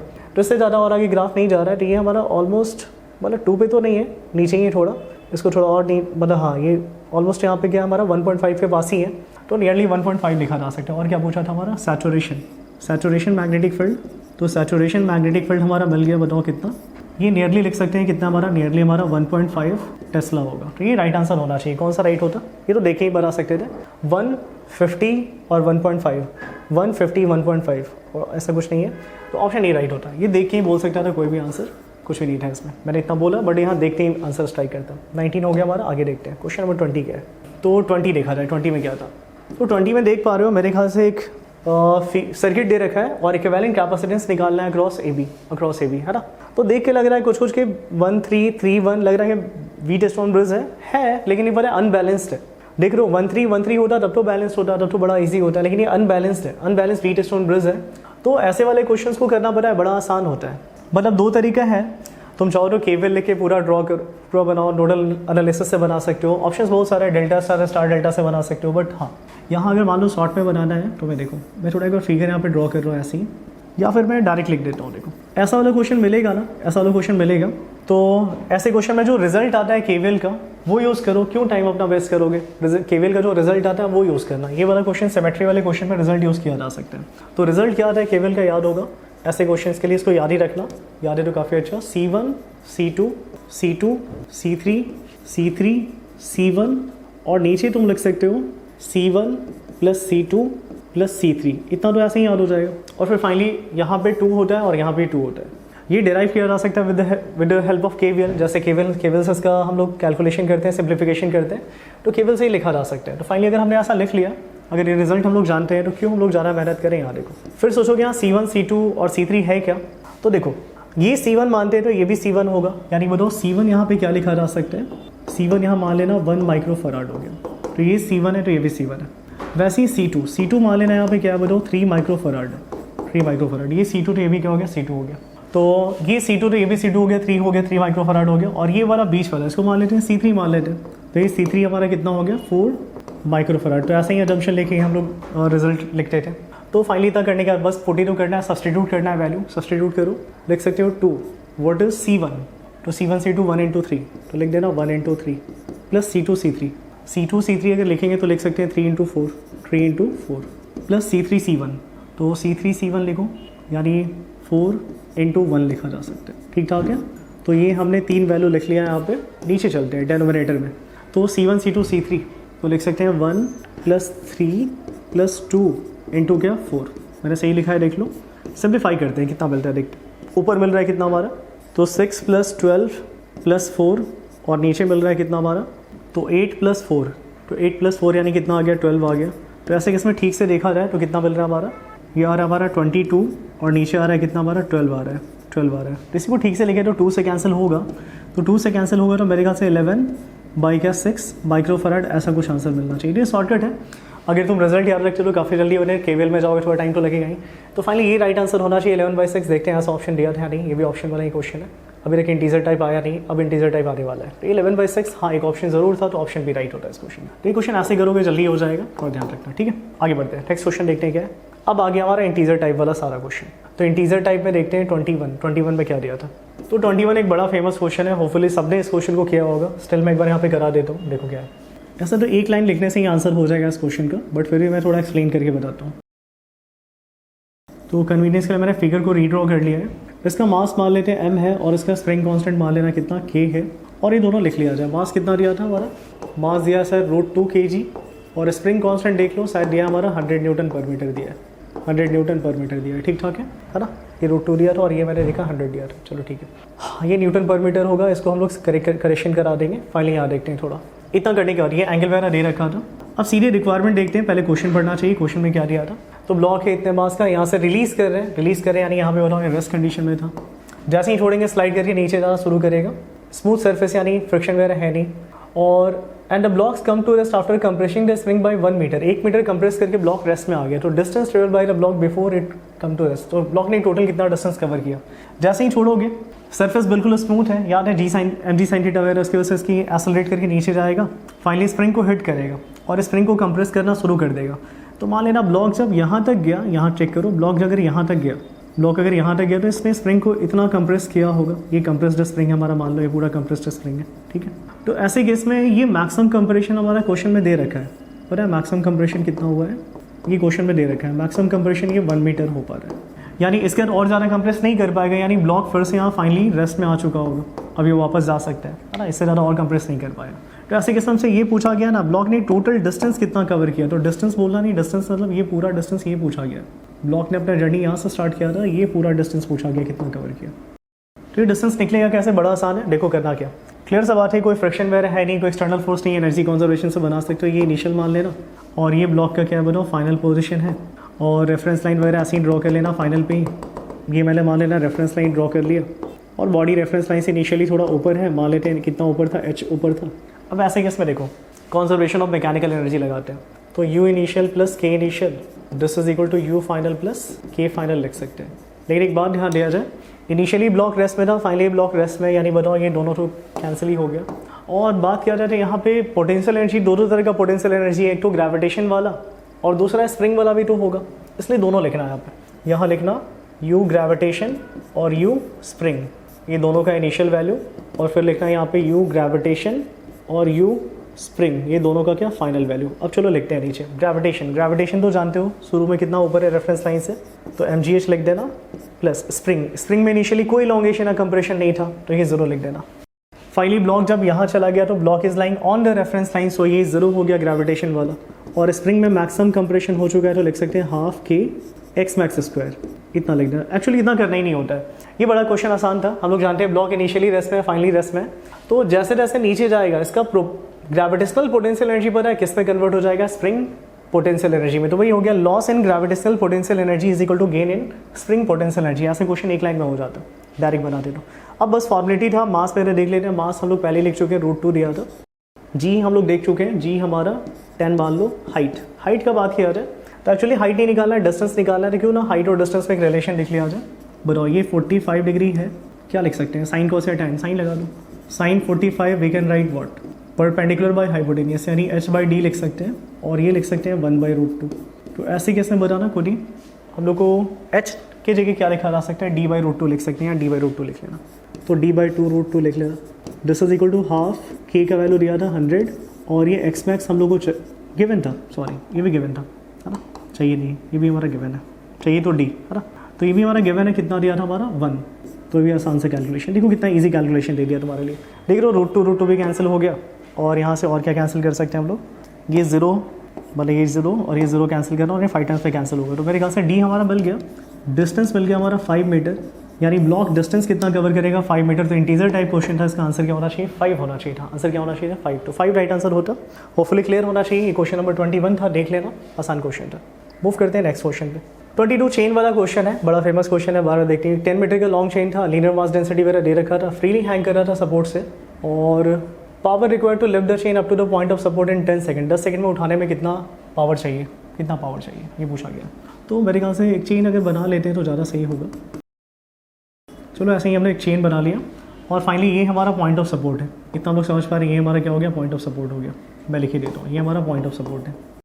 चलो ठीक है, अगर ये हमारा पॉइंट ऑफ सपोर्ट है तो इसका कुछ दे रखा है, जैसे इसका लेंथ शायद दे रखा था, लेंथ इसका 10 मीटर था। मैं यहाँ पे लेंथ इसका दिखा देता हूँ, इसका लेंथ दे रखा है, इसका लेंथ हमारा दे रखा है 10 मीटर, 10 मीटर दिया था। और ऐसे ये सस्पेंडेड है और इसका लीनियर मास डेंसिटी लैम्डा दे रखा है, लैम्डा दिया है 0.8 kg पर मीटर, तो 0.8 kg पर मीटर दिया था। ये लीनियर मास डेंसिटी समझ पा रहे हैं, मास पर यूनिट लेंथ हो गया। तो चेन का टोटल मास तो निकाल ही सकते हो, 0.8 और टोटल लेंथ से मल्टीप्लाई करना पड़ेगा, 10 दिया था, 10 लिख लेना, यानी बताओ कितना हो जाएगा, 8 kg होगा टोटल चेन का मास। ये पूरे चेन का मास कितना है बताओ, 8 kg है। इसके बाद देखो हम लोग चाहते हैं चेन को लिफ्ट करना चाहते हैं up to the point of support, कितने टाइम में, 10 सेकंड में। इसको पूरा खींच के ऊपर लाना चाहते हैं। बताओ हैंगिंग चेन को खींच के ऊपर लाना चाहते हैं, बताओ किसके अगेंस्ट में काम करना पड़ेगा, अगेंस्ट ग्रेविटेशन। तो ग्रेविटेशन के अगेंस्ट में काम करना पड़ेगा, जो कि कंजर्वेटिव फोर्स है। तो मैं तो जब भी कंजर्वेटिव फोर्स के अगेंस्ट में काम करना होता है डायरेक्टली लिख सकते हैं, U initial minus you final, जानते ही हो, है ना। तो ऐसे केस में ये करने से हमारा काम हो जाएगा, डब्ल्यू ग्रेविटेशन निकल जाएगा, डब्ल्यू ग्रेविटेशन निकल जाएगा। तो डब्ल्यू ग्रेविटेशन पहले निकाला जाए। ओके, तो इसके लिए रेफरेंस लाइन चाहिए होता है। तो रेफरेंस लाइन तुम कहाँ ले लोगे, रेफरेंस लाइन बेस्ट है कि सपोर्ट पे ही ले लो, सबसे अच्छा होगा। ये अगर रेफरेंस लाइन ले दो, कहीं भी ड्रॉ कर सकते हो, फ्रीडम रहता है इसके लिए। यहाँ लेने से बेनिफिट ये होगा, फाइनली पूरा चेन को खींच करके सपोर्ट पे ही ला रहे हैं, तो फाइनली पूरा बॉडी लाई करेगा, पूरा चेन लाई करेगा on the reference line. So ये फाइनल वाला 0 हो गया, तो बस इनिशियल वाला लिखने से काम हो जाएगा। इसके लिए फॉर्मूला लगा रहे हैं mgh। तो यहाँ पे 2 ऑप्शन है, सिंस मास एक जगह कॉन्सेंट्रेटेड नहीं है, इंटीग्रेट करके बना सकते हो, या फिर एक और छोटा सा कॉन्सेप्ट लगा दो, सेंटर ऑफ मास का, तो जल्दी हो जाएगा। यूनिफॉर्म चेन है, ऐसा मान सकते हैं सारा मास इसका कहाँ पे कॉन्सेंट्रेटेड होगा, इसके सेंटर पे कॉन्सेंट्रेटेड होगा। तो ये इसका सेंटर ऑफ मास हो गया। तो चाहो तो पूरे चेन को सेंटर ऑफ मास से रिप्लेस कर सकते हो, पॉइंट मास से रिप्लेस कर सकते हो। ऐसे किसमें रेफरेंस लाइन से कितना नीचे हमारा, तो ये हमारा 5 मीटर ही नीचे होगा। कोई 10 मीटर लिखेगा तो गलत हो जाएगा। तो बताओ फॉर्मूला लगाएंगे वाला, मास इसका कितना निकाला था हमने, 8, तो को पहले लिख देते हैं mgh। अब लिखते हैं मास कितना निकाला है, 8, g 10, height below reference line, इसलिए लिख सकते हो -5। कितना मिल गया हमारा, -8 5 40, यानी 400। तो ये हमने डब्ल्यू ग्रेविटेशन निकाला, बट हम लोग को ग्रेविटेशन के अगेंस्ट में काम करना था, -w ग्रेविटेशन। तो इसलिए हमारा आंसर होना चाहिए 400 जूल। लेकिन शायद ये हमसे नहीं पूछा गया, हमसे पावर पूछा गया। तो पावर क्या होता है बताओ, W/T होता है। तो 400 हमने निकाला, और कितने टाइम में करना चाहते हैं आसान, तो 10 सेकंड में करना चाहते हैं। जैसे ही 10 से डिवाइड करोगे बताओ ये वॉट में मिल जाएगा। तो कितना मिल गया हमारा, 40 वॉट राइट आंसर होना चाहिए था। इसका आंसर होना चाहिए था 40। क्लियर है, आंसर 40 होना चाहिए, तो फुली क्लियर होना चाहिए। तो ये क्वेश्चन नंबर हमारा 22 था, इंटीजर टाइप का, 40 इसका राइट आंसर होता है। मूव करते हैं नेक्स्ट क्वेश्चन पे, देखते हैं क्या दिया है।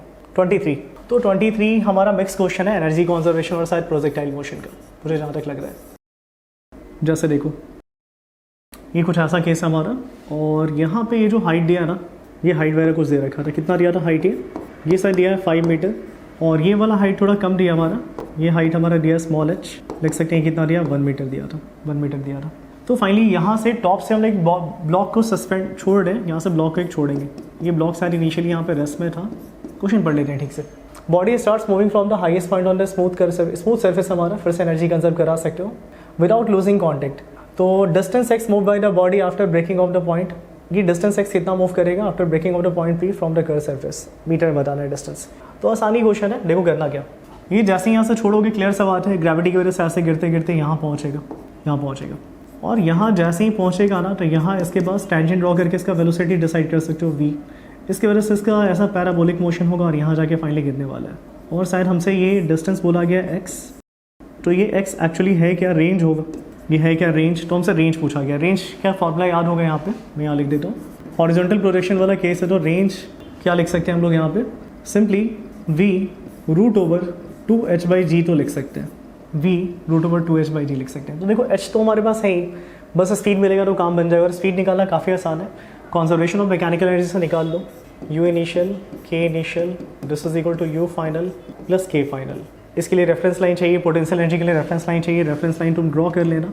मान लो रेफरेंस लाइन हम लोग यहाँ पे ले लेते हैं, फाइनल पे ले लेते हैं, क्योंकि ब्लॉक का ये वाला हम लोग देख पा रहे हैं इनिशियल पोजीशन था, और ये वाला क्या था बताओ, फाइनल पोजीशन था। यहाँ हमने रेफरेंस लाइन ले लिया। बेनिफिट ये मिला, बॉडी शुरू में रेफरेंस लाइन से कितना ऊपर है, ये 5 है, ये 1 है, तो ये कितना ऊपर है, 4 ऊपर है। बताओ क्या लिखोगे, mg, पहले h लिख देता हूँ। इनिशियल काइनेटिक एनर्जी यहाँ पे 0, फाइनली बॉडी लाई कर रहा है ऑन द रेफरेंस लाइन, इसलिए हाइट 0, तो ये 0, और काइनेटिक एनर्जी वही तो चाहिए, ½ mv², ऐसे लिख लेते हैं। यहाँ से देखो क्या कैंसिल हो रहा है, मास मास कैंसिल हो गया। रहा बात हाइट, कितना ऊपर है तो हाइट को एच डैश मानो, क्योंकि एच एक एच यहाँ पहले से लिखा हुआ था, एच डैश मानना। ये हाइट कितना होगा रेफरेंस लाइन से कितना ऊपर है 4, यानी लिख सकते हो 10 × 4 this is equal to half V square. यहाँ से देखो कितना आ गया, तो यहाँ से देखो वी स्क्वायर आ रहा है कितना हमारा 80 आ रहा है ना, वी स्क्वायर आ रहा है 80, यानी वी कितना मिलेगा √80, 16/5 है, यानी 4√5 लिखा जा सकता है। इतनी स्पीड से वो ब्रेक ऑफ करेगा, यहाँ से बाहर आएगा इस स्पीड से, और इस स्पीड से बाहर आएगा तो रेंज अगर चाहिए तो रेंज ही तो वही तो x है हमारा। तो ये हमने जस्ट निकाला है 4√5 निकाला है। और बात किया जाए यहाँ पे तो 2 व्हाट इज़ हाइट, कितने हाइट से गिर रहा है 1, और g का वैल्यू कन्वीनियंस के लिए कितना लेंगे 10 लेंगे। तो मेरे ख्याल से आसान हो गया, देखो ये 2 5 टाइम्स पे कैंसिल होगा और ये √5 कैंसिल हो गया, तो x का वैल्यू कितना निकल के आ रहा है 4 मीटर निकल के आ रहा है। 4 मीटर होगा, 4 मीटर की दूरी पे जाके गिरेगा। ठीक है, तो मैंने समझा तो दिया, पता नहीं होपफुली क्लियर होना चाहिए। देखो ईजी था, छोड़ोगे तो इसका पोटेंशियल एनर्जी यहाँ जाके काइनेटिक एनर्जी में कन्वर्ट हो गया। Loss in potential equal to gain in kinetic energy. Speed निकाल लेना, स्पीड निकालते ही तुम लोग रेंज का फॉर्मूला यूज करते तो मिल जाता 4 मीटर, राइट आंसर था ये रेंज। क्लियर है, ठीक। क्वेश्चन नंबर 23 था, होपफुली क्लियर होना चाहिए।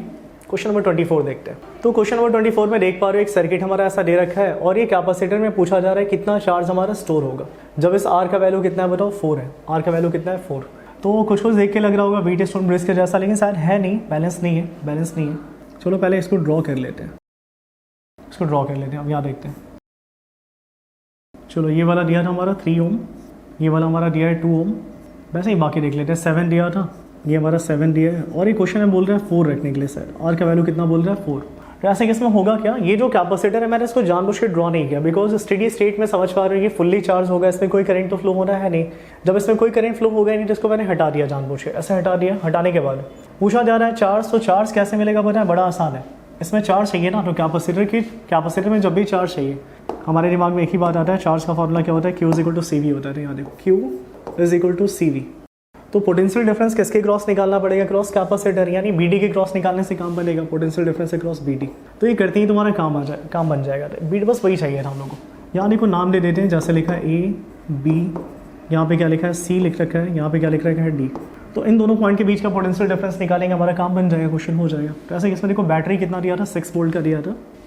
यहाँ से देखो करना क्या ना, वैसे ही नोडल एनालिसिस ऐसे करते नहीं थे। मान लो ये C हमारा कितने वोल्ट पे होगा, जैसे देखो ए से ही स्टार्ट करते हैं, तो नहीं C से स्टार्ट करो ज़्यादा अच्छा है। अगर मान लो C से स्टार्ट करते हैं तो बताओ C का अगर पोटेंशियल लोग मान रहे हैं, C का पोटेंशियल मान रहे हैं 0 वोल्ट, इसको 0 वोल्ट मान रहे हैं, तो मेरे ख्याल से बैटरी क्या बता रहा है, कितना मेंटेन रखना चाहेगा बताओ। A का कितना हो जाएगा, A का हमारा 10 वोल्ट होगा, सॉरी A का 6 वोल्ट होगा, A का हमारा 6 वोल्ट होना चाहिए। तो मैं यहाँ फिर से लिखता हूँ, ऐसे केस में पॉइंट A का पोटेंशियल हमारा 6 वोल्ट होना चाहिए, बिकॉज बैटरी वही करना चाहेगा, इस पॉइंट का 6 इस पॉइंट का 0, ऐसा लिख सकते हैं।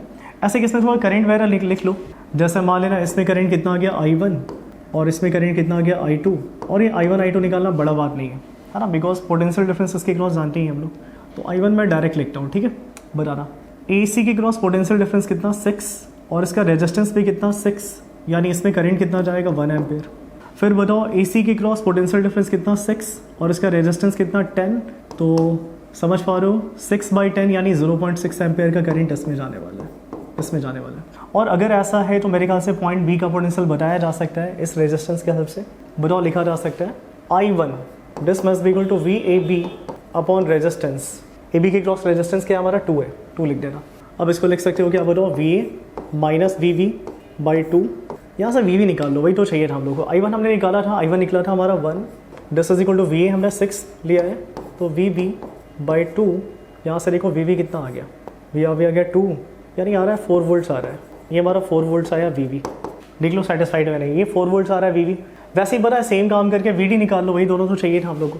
तो लिखा जा सकता है I2 this is equal to VAD upon क्या रेजिस्टेंस, दैट इज वॉट 3।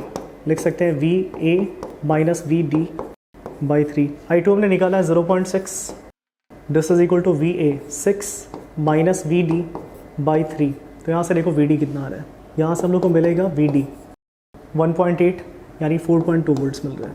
ये 4.2 वोल्ट्स मिल गया। तो जो डिफरेंस चाहिए था हम लोग को मिल गया शायद डिफरेंस, ये मिला है 4 और ये मिल रहा है 4.2 वोल्ट्स, यानी डिफरेंस आ रहा है 0.2 वोल्ट का। यानी हम लोग लिख सकते हैं VDB डायरेक्ट लिख सकते हैं, डिफरेंस है कितना 0.2 वोल्ट का डिफरेंस है। तो अगर 0.2 वोल्ट का डिफरेंस है तो यहाँ पे डिफरेंस जैसे ही हम लोग सब्सटीट्यूट करेंगे, मुझे यहाँ D लिखना चाहिए था, ये थोड़ा मिस्टेक हो रहा है। यहाँ थोड़ा सा पर ध्यान देना, कैपेसिटर क्रॉस लगा बी डी ना, तो यार बी डी लिखना चाहिए था, बी डी या डी बी लिखो, ज़्यादा बेटर होता है, डी बी लिख देना ऐसे। ऐसे लिखने के बाद बताओ कैपेसिटेंस कितना दिया था हमारा 30 माइक्रोफैराड का। तो यहाँ जैसे ही हम लोग सब्सटीट्यूट करेंगे 30 और हम लोग पोटेंशियल डिफरेंस निकालें 0.2 मल्टीप्लाई करो 3 2 जा 6 यानी 6 माइक्रोकूलम, ये चार्ज होना चाहिए था 6 माइक्रोकूलम। माइक्रोकूलम में ही पूछा था, तो राइट आंसर इसका क्या होना चाहिए 6। इंटीजर टाइप क्वेश्चन है इसलिए बताओ राइट आंसर इसका क्या निकल रहा है 6 निकल रहा है, तो 6 राइट आंसर इसका होना चाहिए था। होपफुली क्लियर होना चाहिए, देख लो और भी मेथड हो सकता है, बट हाँ यही सबसे सिंपल टेक्निक मुझे लगा, तो ध्यान रखना इसको थोड़ा। 24 हो गया, मूव करते हैं नेक्स्ट क्वेश्चन, देखते हैं क्या है। तो कॉइल का शेप है इक्विलेटरल ट्रायंगल का, साइडलाइन वेयर उसका दे रखा था 10, किसी वर्टिकल प्लेन में रख रहे हैं between 2 pole pieces of a permanent magnet, मतलब मैग्नेटिक फील्ड में रखा गया है, और उस पर टॉर्क पूछा जा रहा है कितना लगेगा जब उसमें कोई करंट फ्लो कर रहा है। तो करंट कैरिंग कॉइल पे टॉर्क तो लगता ही लगता है, हम लोग जानते हैं करंट उससे पास किया इतना, और उसका प्लेन पैरेलल हो गया मैग्नेटिक फील्ड के, तो प्लेन पैरेलल हो गया मैग्नेटिक फील्ड के, ऐसा लिखा है, इसकी भी बात का मायने है। तो यहाँ देखो और डायरेक्ट लिखते हैं 25, ये लास्ट क्वेश्चन आई थिंक। तो टॉर्क हम लोग इतना तो जानते हैं, टॉर्क क्या होता है बताओ, अच्छे से लिखा जाए तो N I A cross B लिखा जा सकता है, ए क्रॉस बी लिखा जा सकता है, और इसी को थोड़ा ठीक से लिखोगे उस मैग्नीट्यूड के टर्म में, तो N I A B sine theta ऐसे लिख सकते हैं। अब देखा जाए मेरे ख्याल से स्क्वायर में नंबर ऑफ टर्न्स कितना है, नंबर ऑफ टर्न्स कितना है, तो शायद कुछ लिखा नहीं है, तो नहीं है तो 1 मान लेना। और करंट का बात किया जाए, करंट हमारा 0.2 दिया था। बात किया जाए एरिया, कॉइल का एरिया, एक काम करते हैं फिलहाल अभी नहीं पुट करते हैं, ये इक्विलेटरल ट्रायंगल है तो वही half into base into height कर लेना। तो ऐसे तो मैं डायरेक्ट लिखूंगा, जैसे देखो एन हमारा 1 मान लिया, करंट हम लोग को पता नहीं है, एरिया हम लोग जानते हैं इक्विलेटरल ट्रायंगल का लिख सकते हैं half into base into height से √3a² 4, ठीक है, और मैग्नेटिक फील्ड रहने देना, और साइन थीटा बना यार 90 होगा, समझ पा रहे हो, because plane is parallel to magnetic field, तो area vector will be perpendicular to magnetic field, so 90 होगा। ऐसा हो गया, फाइनली बस सब्सटीट्यूट अप करते हैं। बताओ करंट कितना दिया था 0.2, शायद मैंने देखा था 0.2 दिया था, ओके, तो ये 0.2 दिया था, 3 लिख सकते हैं। साइडलाइन का बात किया जाए, साइडलाइन दिया हमारा 10 सेंटीमीटर है, तो ये 0.1 लिखना चाहिए था। 0.1 का क्या होल स्क्वायर ऐसे लिख देते हैं, नीचे लिख देना 4। मैग्नेटिक फील्ड का बात किया जाए, मैग्नेटिक फील्ड कितना दिया था 20 मिली टेस्ला, तो 20 × 10⁻³ लिख सकते हो, बाकी तो आसानी है। ऐसे कि इसमें कुछ कैंसिल हो रहा है क्या, तो होगा तो ज़रूर, मेरे ख्याल से ये दोनों मल्टीप्लाई होकर 4 हो जाएगा, समझ पा रहे हो, 20 × 0.2 कितना हो जाएगा 4 हो जाएगा, तो 4 कैंसिल किया जा सकता है, ये वाला और ये वाला और ये वाला कैंसिल कर लो, 4 कैंसिल हो गया, मिला आंसर कितना √3 × 10⁻⁻2 -3 यानी 10⁻⁻5 कुछ मिल रहा है, -5 ऐसा कुछ आ रहा है, इतना टॉर्क आ रहा है, न्यूटन मीटर होगा। तो फाइनली ये टॉर्क आ रहा है हमारा न्यूटन मीटर में। तो टॉर्क का डायरेक्ट वैल्यू नहीं पूछा था, टॉर्क का वैल्यू बोला था ये है, तो जहाँ एक्स का वैल्यू बताइए, तो एक्स का वैल्यू यहाँ पे कितना निकल के आ रहा है 3 आ रहा है, तो हमारा एक्स का वैल्यू कितना निकल के आ रहा है यहाँ पे कंपेयर करने पे 3 आ रहा है, तो 3 राइट आंसर होना चाहिए इस क्वेश्चन का। चलो ठीक है, तो 3 होना चाहिए। तो that's all about your question, है ना। ये हमारा पार्ट टेस्ट 4 था, PT04 था NTS का, होपफुली तुमने अच्छे से दिया होगा। देखो इस क्वेश्चन को मैंने करने में जानबूझ के टाइम लिया, क्योंकि मैं ये नहीं चाहता हूँ कोई यहाँ वीडियो देखने आए फिर भी उसको समझ में ना आए, इसलिए मैं टाइम लेता हूँ, मैं आराम से धीरे धीरे बताता हूँ। लेकिन इसका मतलब ये नहीं कि क्वेश्चन को करने में इतना टाइम रियलिटी में लगेगा, है ना। तुम्हारे पास इतना बोलना है, इतना एक्सप्लेन नहीं करना होता है, तो क्वेश्चन फास्ट बनाया जा सकता है। सारा क्वेश्चन तुम्हारे एग्जाम के पैटर्न के अकॉर्डिंग ही था। एक बात और है, हर टेस्ट को एज ए एक्सपीरियंस कंसिडर करो, एज ए एक्सपीरियंस। हर टेस्ट से कुछ सीखो, आइडेंटिफाई करो कि हाँ मेरे में क्या, कहाँ पे क्या कमी रह गया था, मुझे कहाँ पे किस पॉइंट पे इम्प्रूव करना है। हर टेस्ट को एज अ, मैंने बोला ना, एक्सपीरियंस लो और इस एक्सपीरियंस से सीखना। ऐसा नहीं कि बस टेस्ट दे के भूल गया, नहीं तो बेनिफिट नहीं मिलेगा। तो ये चीज़ करते रहो और इम्प्रूव करते रहो, है ना। All the best for your further exams, है ना। आने वाला जो भी एग्जाम्स है उसके लिए ऑल द बेस्ट। तो चलो, थैंक यू।